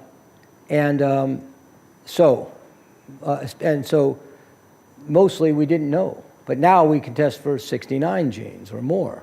And exome sequencing can test many, many more genes. All of these genes, in principle, 28,000. But even so, anyway, is it valuable to know? It depends. I don't know if it's medically necessary to know, but it can be very helpful to if a person didn't have the knowledge, and I talked this whole speech, and I said, do you want to know? And they said, yeah, it's important for me to know. I said, okay, well, they said, would it be important for me as a clinician for you to have that knowledge? I said, well, if I knew, then I would look for clinical trials, or I would look for experimental treatments, so it would inform our conversation. Now, so there's limits on genetic testing. There's the Invitae panel, 69 genes. Medical neurogenetics, what they call LabCorp, tests, I think, 360 genes, more, for $1,800. Invitae is $2,500. I'm sorry. LabCorp is $1,800. Invitae is $250. But then there's exome sequencing that tests 28,000 genes. But none of these, whether it's the exome sequencing or the panel, none of them are perfect. Even with all the testing we can do today, we still have this gap of about 35 plus 40% gap where we don't have testing. Even with whole genome sequencing. There's whole exome, there's whole genome. Okay, so I'm going to draw something on here. I'm grateful to Norma for providing this.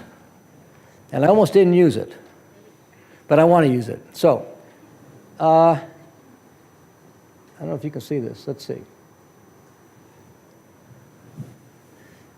if we take all of the chromosomes together, there are 23 chromosomes. And, well, we have pairs of chromosomes, 22 chromosomes, and an X and Y. And so, if we take all of the chromosomes, each chromosome is a linear piece of DNA, long. If we took all of the DNA we have from each chromosome and joined it together, so now we have one continuous piece of DNA, okay? If we did, one continuous thread. Actually, I'm telling you, the DNA is divided into chromosomes, so it doesn't exist as a continuous thread.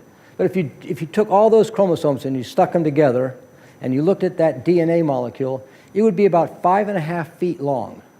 It's a long linear molecule.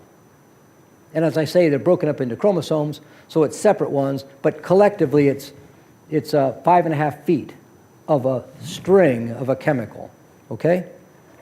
Just bear that in mind. Now, if we took all of the genetic information and we made it down here as all the genetic information strung together, okay? That's all your genetic information.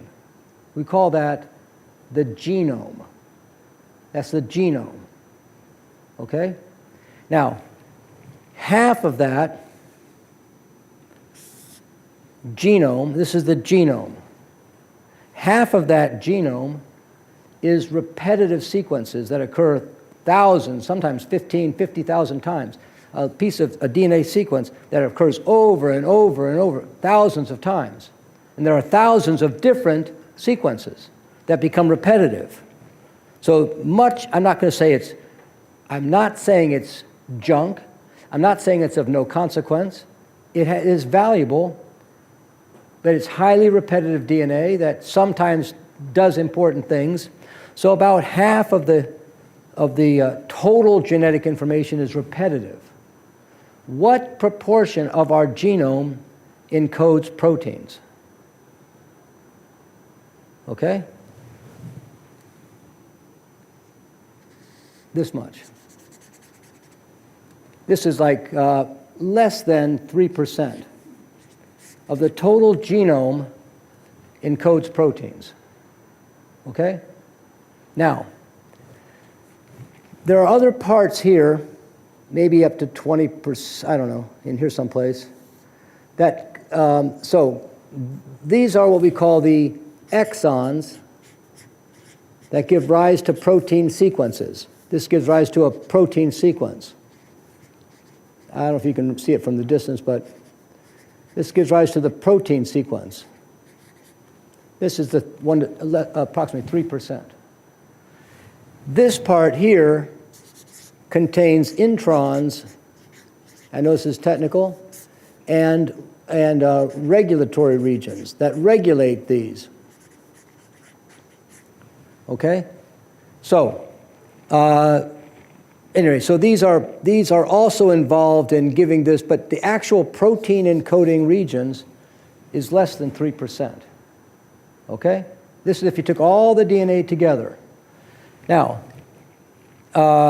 so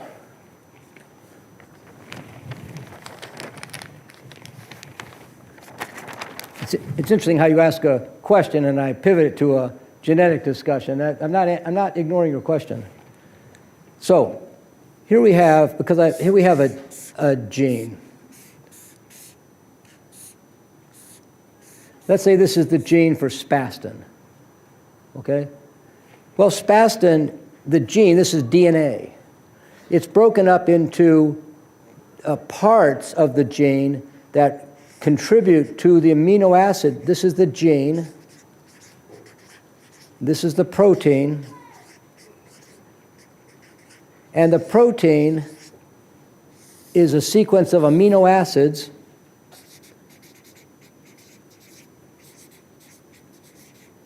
okay? So this is DNA in the gene, and the protein is a sequence of amino acids.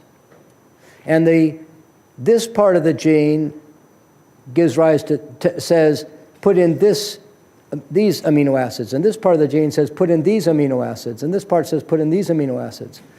But these are what we call the intervening sequences. Intervening sequences. The other word for intervening sequences are introns.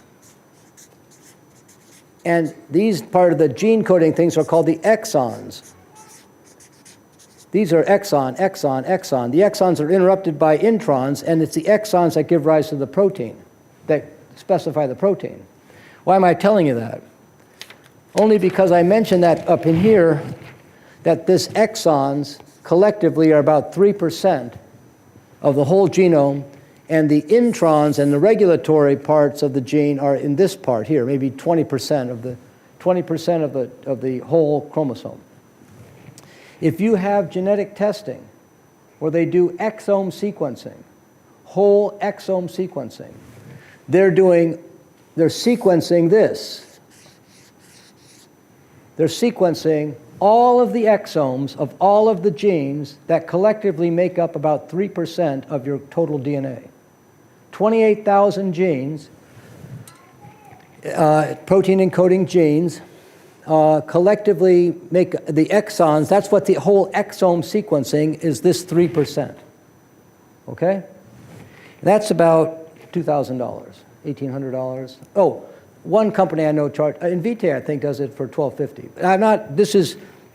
I don't endorse any companies, and I don't have any conflict of interest, but I'm just talking about in general terms. Then a person can have whole genome sequencing. Whole genome sequencing is not whole exome sequencing. Whole exome sequencing does this. Whole genome sequencing does this. Okay? So you can do whole exome sequencing. You're not sequencing all of your DNA. You're sequencing all the exomes, which is the protein encoding parts. Okay? But you're not doing all of this, which is the regulatory parts. So you can have problems with the regulation of a gene, right? But you're not sequencing. And what's now being discussed, Dr. Zuckner's discussed this, and other people, is to do what we call long-range sequencing, which would be sequencing not just exomes, but deep into the intron regions, to get more information. Maybe there could be a mutation in the regulatory regions. So we know that just sequencing this region here, we don't find mutations in about 30 or 40%. But I recognize, I'm only drawing this up here to illustrate that that's not all of your DNA that we're studying. That's just a piece of the DNA. Thank you very much, Dr. Fink, for that lesson. We really appreciate that. I've got one more question on this side of the room. I saw a hand up here. We're going to do a quick one here, and then I'll go to the other side. Thank you. While I was here, I learned about, for the first time, because we're new at this, SPG1, SPG2, that they were named as the order of when the HSP was identified, discovered, or when it was identified. So my son has a new one, right? And do they assign an SPG to that? How does that work? I was just curious. Not so much anymore. Okay, so it just now becomes just that name? They could, we could together report it as a new number. There are probably, I don't know off the top of my head, I could look this up afterwards and tell you, among the 90 plus types of HSP, there are probably gene numbers for 80 something types. There are many types that don't have numbers. So not all types have numbers because people didn't bother with that anymore. No, not all have an SPG number. Yeah, they don't all have an SPG number. Oh, okay. I just noticed here everybody had an SPG number. No,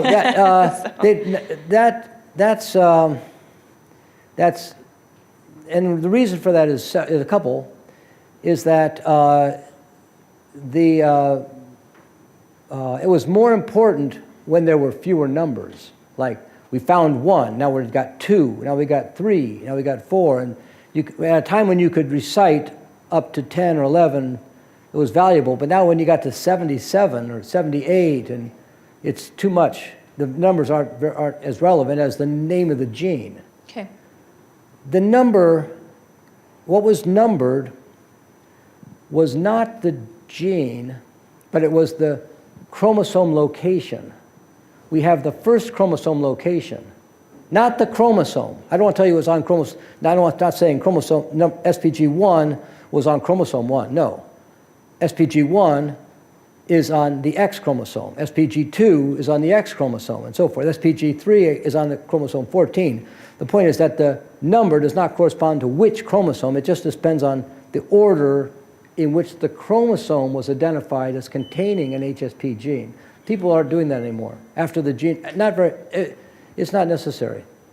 It's not necessary. Okay. And then also, I noticed that some say it's like dominant or recessive. What does necessarily that mean? Like, if you're dominant or recessive, or how do you know if you're dominant or recessive? Okay, good question. So this is a hard question. It's like, this is a fundamental question. You'd think we would know this. But here's the deal. Dominant and recessive have to do with, I'll give you two answers here. Dominant means that the condition is passed from one parent to a child. Okay? So the parent has the condition. As soon as I tell you this, I'm going to give you examples where this is not the case. So, okay? So dominant means a parent has the condition and they can pass it to a child. Dominant also means that the condition can be passed from a mother to a child of either sex and from a father to a child of either sex. So dominant means that it can be passed from one parent to a child. And it can be inherited from either parent and passed to a child of either sex. Okay? That's dominant. Now there's holes in what I just told you. So for example, what about new mutations? There's a lot of people here with SPG4 that have a new mutation. SPG4 is a dominant type, but they're the first person to ever have this mutation. So they didn't actually inherit it from their parents who had it, right? They are the first person to have the mutations have to begin someplace. Is that de novo? Or That's de novo, yeah. They're the first, so they didn't their parents don't have it, they have it.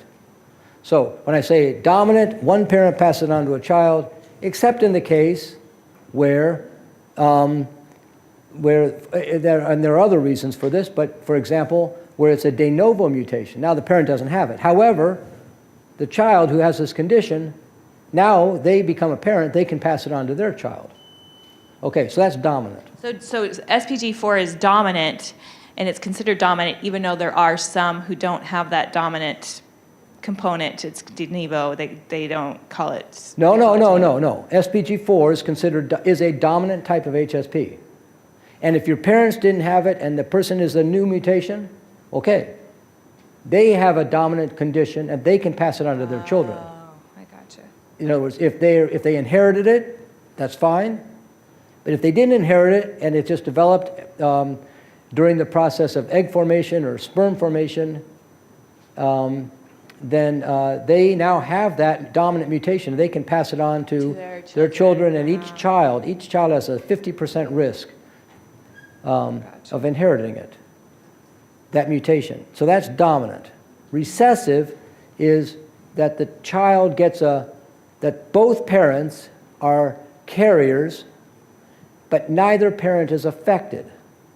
So that they are what we call silent carriers. They have the mutation, but they don't have any symptoms, and the child only gets the condition, develops the condition, if they inherit the mutation from two parents. Okay? So if it's recessive, the child, okay, so maybe I'll write this on the board. Now there's going to be a test.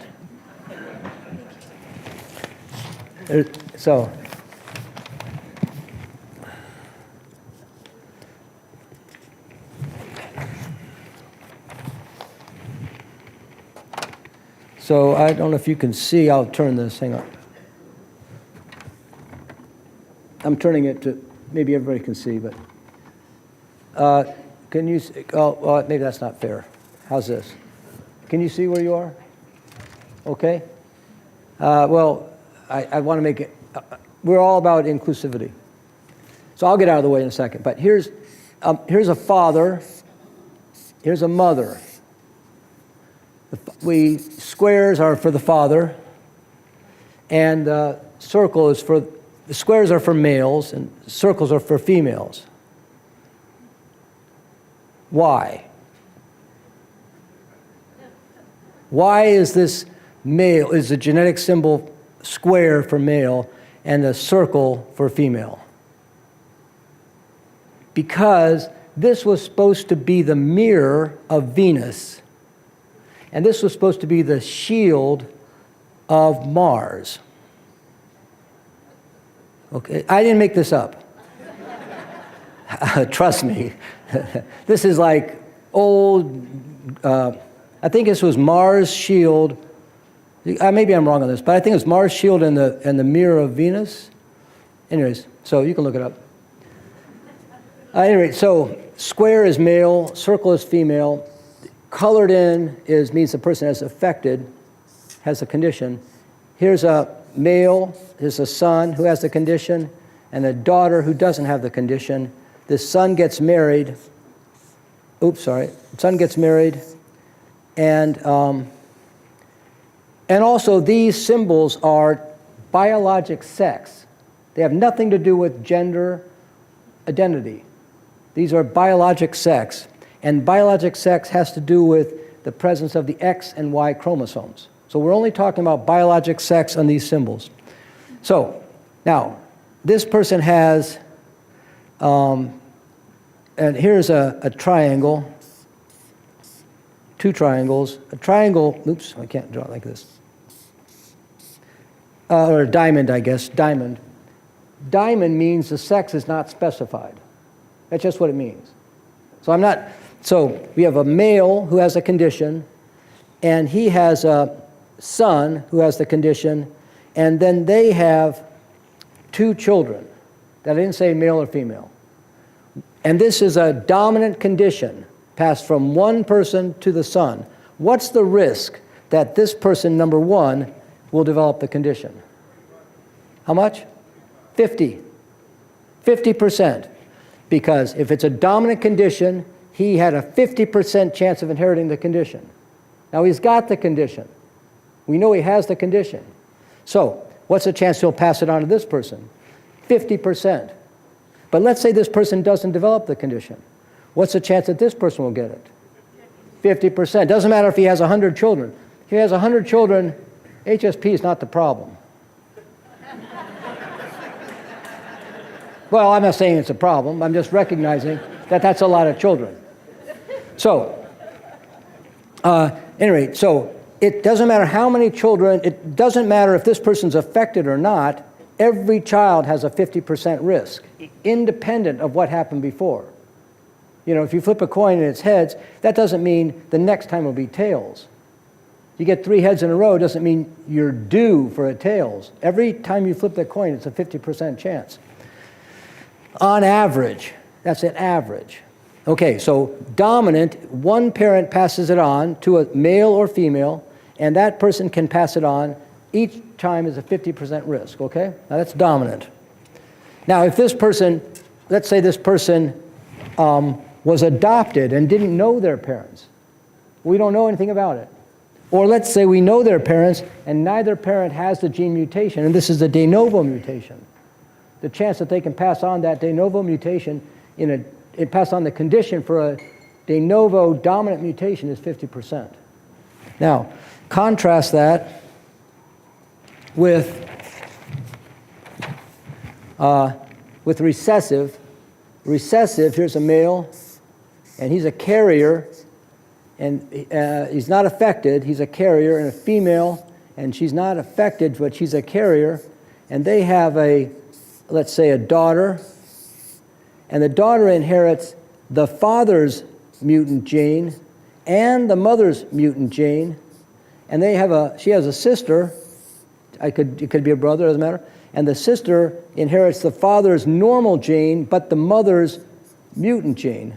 And then they have a brother who who inherits only the normal copies from each parent, but doesn't inherit the abnormal copies from either parent. Okay? So, this is a recessive. Neither parent is affected. If the parents pass on the mutant gene, if the child inherits the mutant gene from each parent, they have 2 copies of the mutant gene, they don't have any copies of the normal gene, they develop the condition. Okay? And if the child inherits the mutant gene from just one parent, then they're a carrier just like their parent. They can pass on the carrier state, but the carriers don't have symptoms. However, if this daughter marries another carrier, okay, happens to meet a carrier, and this person's a carrier, well now, if 2 carriers meet, like if 2 carriers met, then their child could have it. Okay? So, that's recessive. Now, you got all that? But what I'm going to tell you is going to be kind of mind expanding.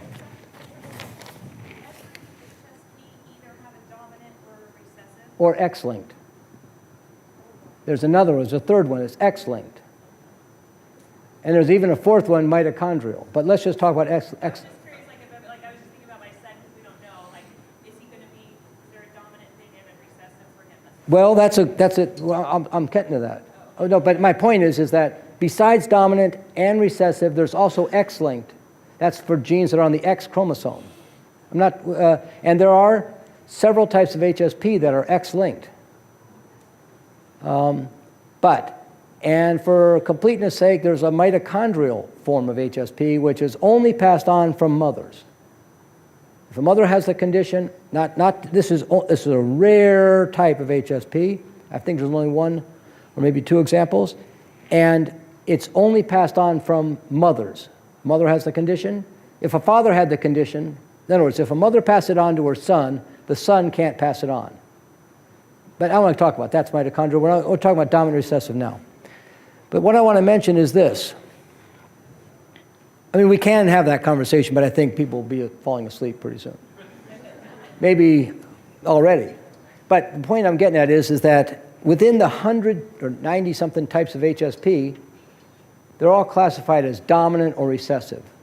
But 6 of them, at least 6 of them, are both dominant and recessive. That's the problem. The majority of types of HSP are either dominant or recessive. But some types of HSP can be dominant and can be recessive. And that's complicated. And so it's complicated. So for example, SPG7, which is probably the most common form of recessively inherited HSP, sometimes is dominantly inherited. SPG11, which is a fairly common form of HSP, sometimes is dominantly inherited. Recessively inherited as usual, sometimes is dominantly inherited. And there are half a dozen types of HSP total. And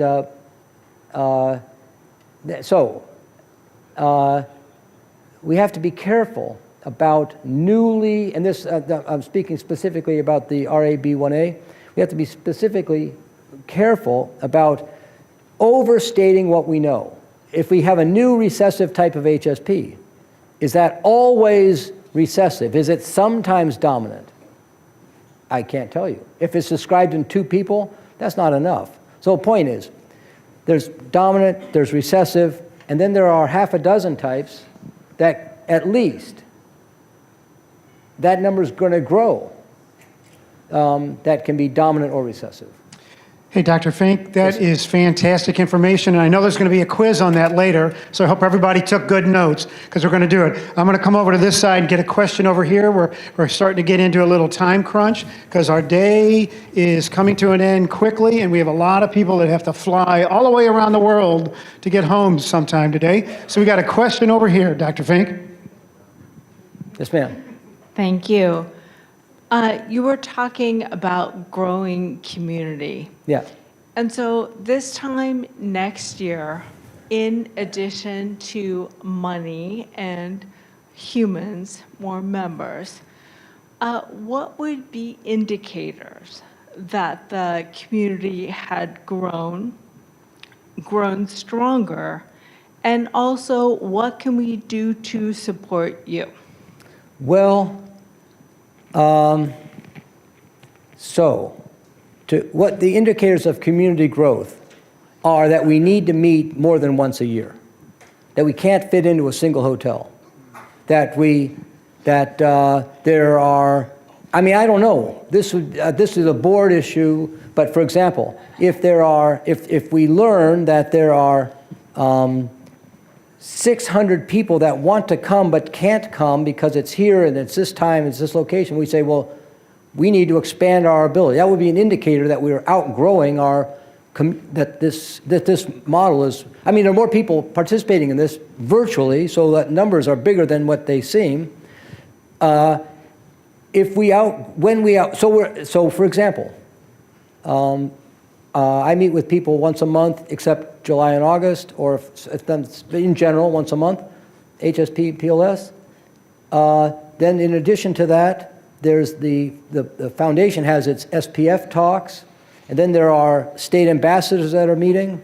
One indicator would be that we're outgrowing that we need to meet twice a month, that we need to have, so in other words, if people say, we need to meet more often, and the ambassadors are keeping logs of who's coming and how often they're meeting, and now, I mean, there are a lot of people here from Texas, for instance. Maybe there needs to be every 3 months a small meeting, and not so small, in Texas, in various parts of Texas, or in California, some big state, you know. So it would be that the indicators that we need that we need to grow or that we are growing would be the number of times we need to get together. That's one. Support. That's this is not about me getting support. So I don't want to discuss that, but people can support the foundation. This is a foundation event, and the foundation, Jim and Greg and everybody can help you, raise support, and that's critical. We wouldn't be here without that. Yes. Dr. Fink, let me jump into that. That's a great question, and I want to share some things with you. We keep up constantly with how many new members are joining the foundation and registering on the website. And we know that we don't have near the estimated numbers of people across the country, we don't have near all of them in our database on our website. Why is that important? Because the way we communicate with you are through what we call e-blast. If you're registered with us, you get emails, and sometimes you may get more than you like, but we're trying to get the word out about many different things. SPF talks happen periodically when there are subjects and times of things that need to be discussed. We hope you will join us in those. We try to communicate everywhere we can, but you guys are an important part of this. Why? You may know other people that have HSP or PLS, and for some reason, they've chosen not to register.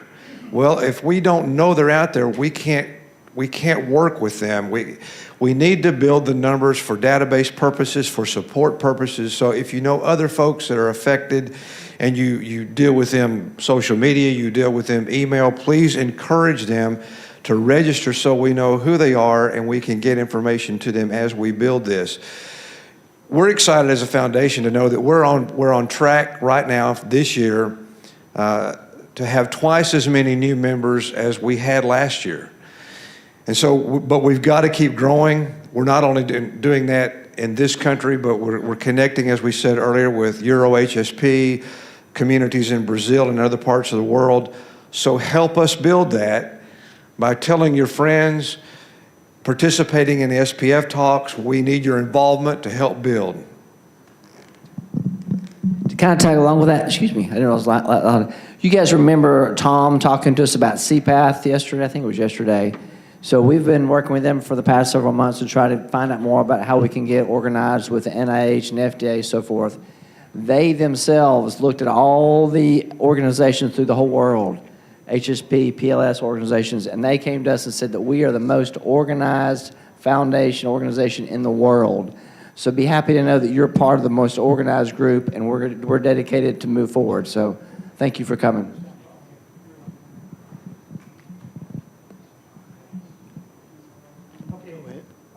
Dr. sir. Fink, I have a question. I wanted to get your opinion on a FDA approval process. When you were a young doctor, you learn all about drugs. Most of the drugs in this country are done through large trials where you have a large sample size, randomized, placebo, double-blind, placebo-controlled trials. Recently, a company called Amylyx had a new product. Everyone was excited about it. It went through the process, and it was approved through a phase 2 process. And then they had to meet a confirmatory trial to keep it on. They didn't make it. The drug was withdrawn from the market. So because PLS and HSP are so rare and we don't have the numbers, do you think that's going to hurt us in the future of having to go through a long phase 3 trial? No, I don't. Okay. No, because the FDA is, so back 30 years ago, there was this Orphan Drug Act in Congress. And since then, but especially now in the past 5 or 10 years, the FDA is very sensitive to this issue and about treating ultra rare. There's rare, and by rare, the criteria for rare means it affects less than 1% of the population. So that's less than 1 in 100, or I don't know if it's 1 in 100 or less than 100, but by that criteria, there are more than 1 million people in Michigan that have a rare disorder. 1 million people in Michigan that have a rare disorder by the definition of Huntington's, cystic fibrosis, spinocerebellar ataxia, HSP, PLS. All of these are less than 1%. But collectively, it's 1 million people just in Michigan. So, my point is that the FDA has developed new guidelines for reviewing applications that cannot ever be trialed in that old model system where you have 100 people, 200 people with the condition and 200 people who don't have the condition and so forth. No, they have different mechanisms for example, what they call N of 1, where they study they study one person and then, on the drug and then, off the drug and then on the drug and then off the drug. And a series of you serve as your own control. There's untreated, treated, and post-treatment. That is, off, on, or they can do it several times, whatever.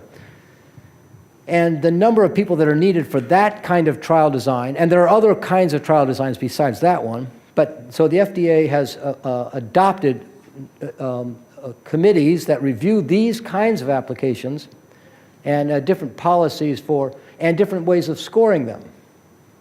So, for example, in the case of Ampyra, that has been approved for use in multiple sclerosis, and we also use it, although insurance usually doesn't pay, but we use another form of it in PLS and HSP sometimes. Anyway, Ampyra, the scoring criteria for Ampyra, most people who try it with multiple sclerosis do not benefit. Okay? 90% or something like that, a big number, show no benefit at all. But the FDA, in that case, they allowed the application they took all that data, but they also looked at, among the people who responded, how many people had a big response. Okay? So they looked at a separate set of, among the 10% or so, 15%, whatever it was, among the responders, how many had a small, medium, and big response. And so, in that subgroup of the whole 90, if you looked at the whole group of 100, well, you wouldn't be able to see the people who responded. But if you only looked at the people who responded, among the responders, there were some people with significant benefit. So my point is, it's not only the trial design that the FDA has adopted for rare conditions, it's also the outcomes that are scored for how they judge effectiveness that the FDA is adopting. So the FDA is very aware of this, and so that do I think that it's a barrier that these are rare conditions? No, I don't. I think we have to. And SPF CERN is very much aware of this, about what do we need to get FDA approval and how do we design our preclinical studies, our pre-trial studies, so that we're on track to getting what the FDA requires. And this is something that's in evolution, it's something that's in development, but we are very much aware of what the FDA, like for example, does every type of HSP need an animal model? Not necessarily. The FDA doesn't require that. They need some kind of proof that the drug shows efficacy in something. It can't just be somebody's idea. But what if the animals don't develop the symptoms? Is that a barrier for the use of that? No. The FDA, there's a variety of animal models, but animal models may not always be required, may not be mandatory. So the FDA we want to always make the FDA very rigorous because we want to ensure safety. That's a very important gatekeeper or screener because safety is key. We don't want to make anything worse. We also don't want it to be a barrier to trials. So we want, the brakes are a very important part of your car. You wouldn't think of having a car that would only go fast. It'd be very dangerous. But we don't want it to be that the brakes are on all the time that you can never go anywhere. So we have to be very careful about that. Regulatory process is essential for safety. And also to know if it's not helping, we don't want to use it. So I don't think it's a barrier, not at all. Great, Dr. Fink. Thank you very much. We've got time for one real quick, short question, and then we're going to send you guys on your way. Here we go.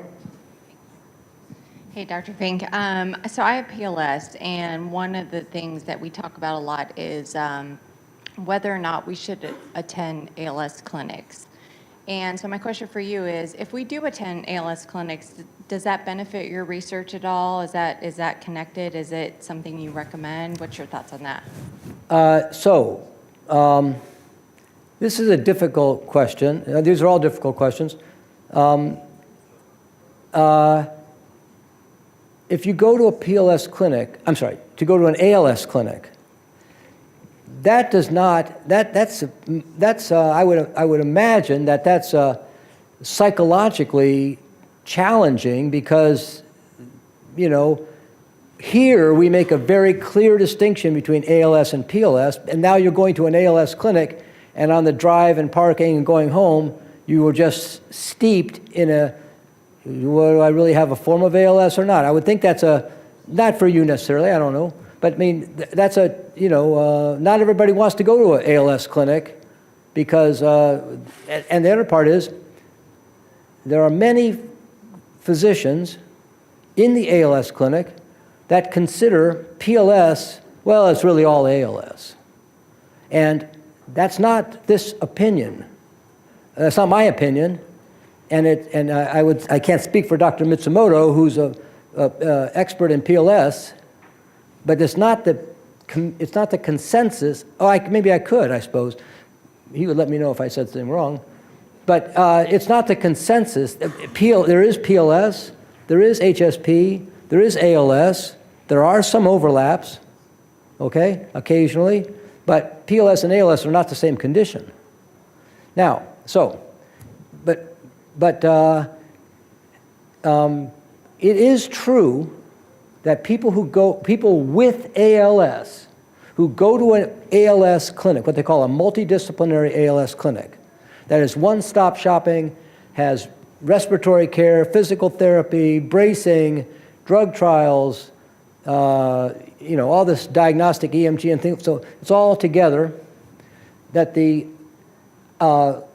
quality of life and survival is in ALS is better in people who go to a multidisciplinary ALS clinic than people who don't.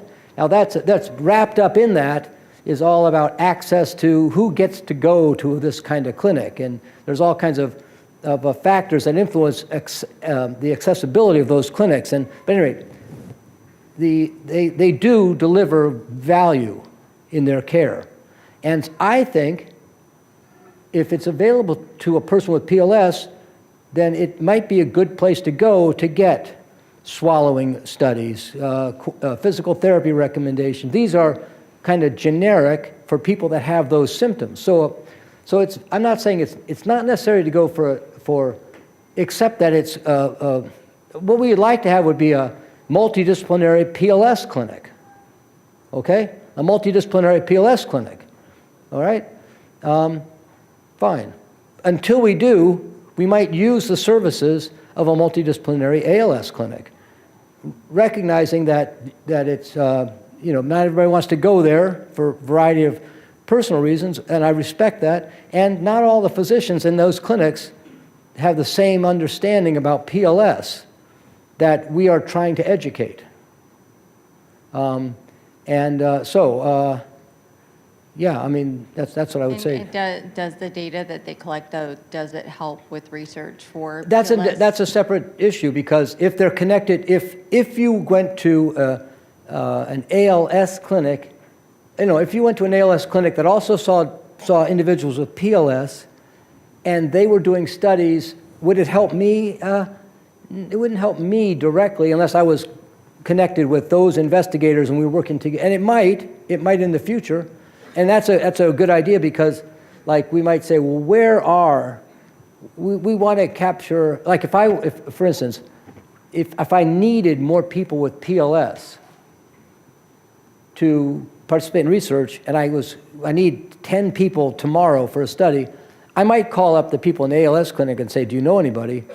I don't think I would, because I know a lot of people. But I mean, let's say that, I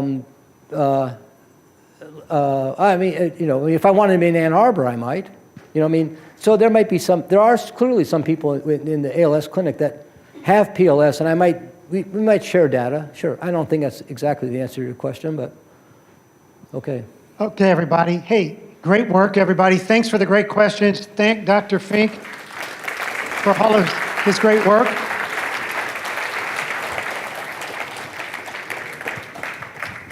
We're going to wrap this up from Tampa for everybody here. Thank you for being a part of the Spastic Paraplegia Foundation and coming to this annual conference. We don't know where we're going to be in 2025, but we'll let you know. So everybody, be safe, be strong, be happy, take it easy. And this great humidity, this is a nice place to visit. I don't know if it's for me to live here, but one of these days, maybe I will. Anyway, everybody, we're signing off from Tampa. We'll see you in 2025.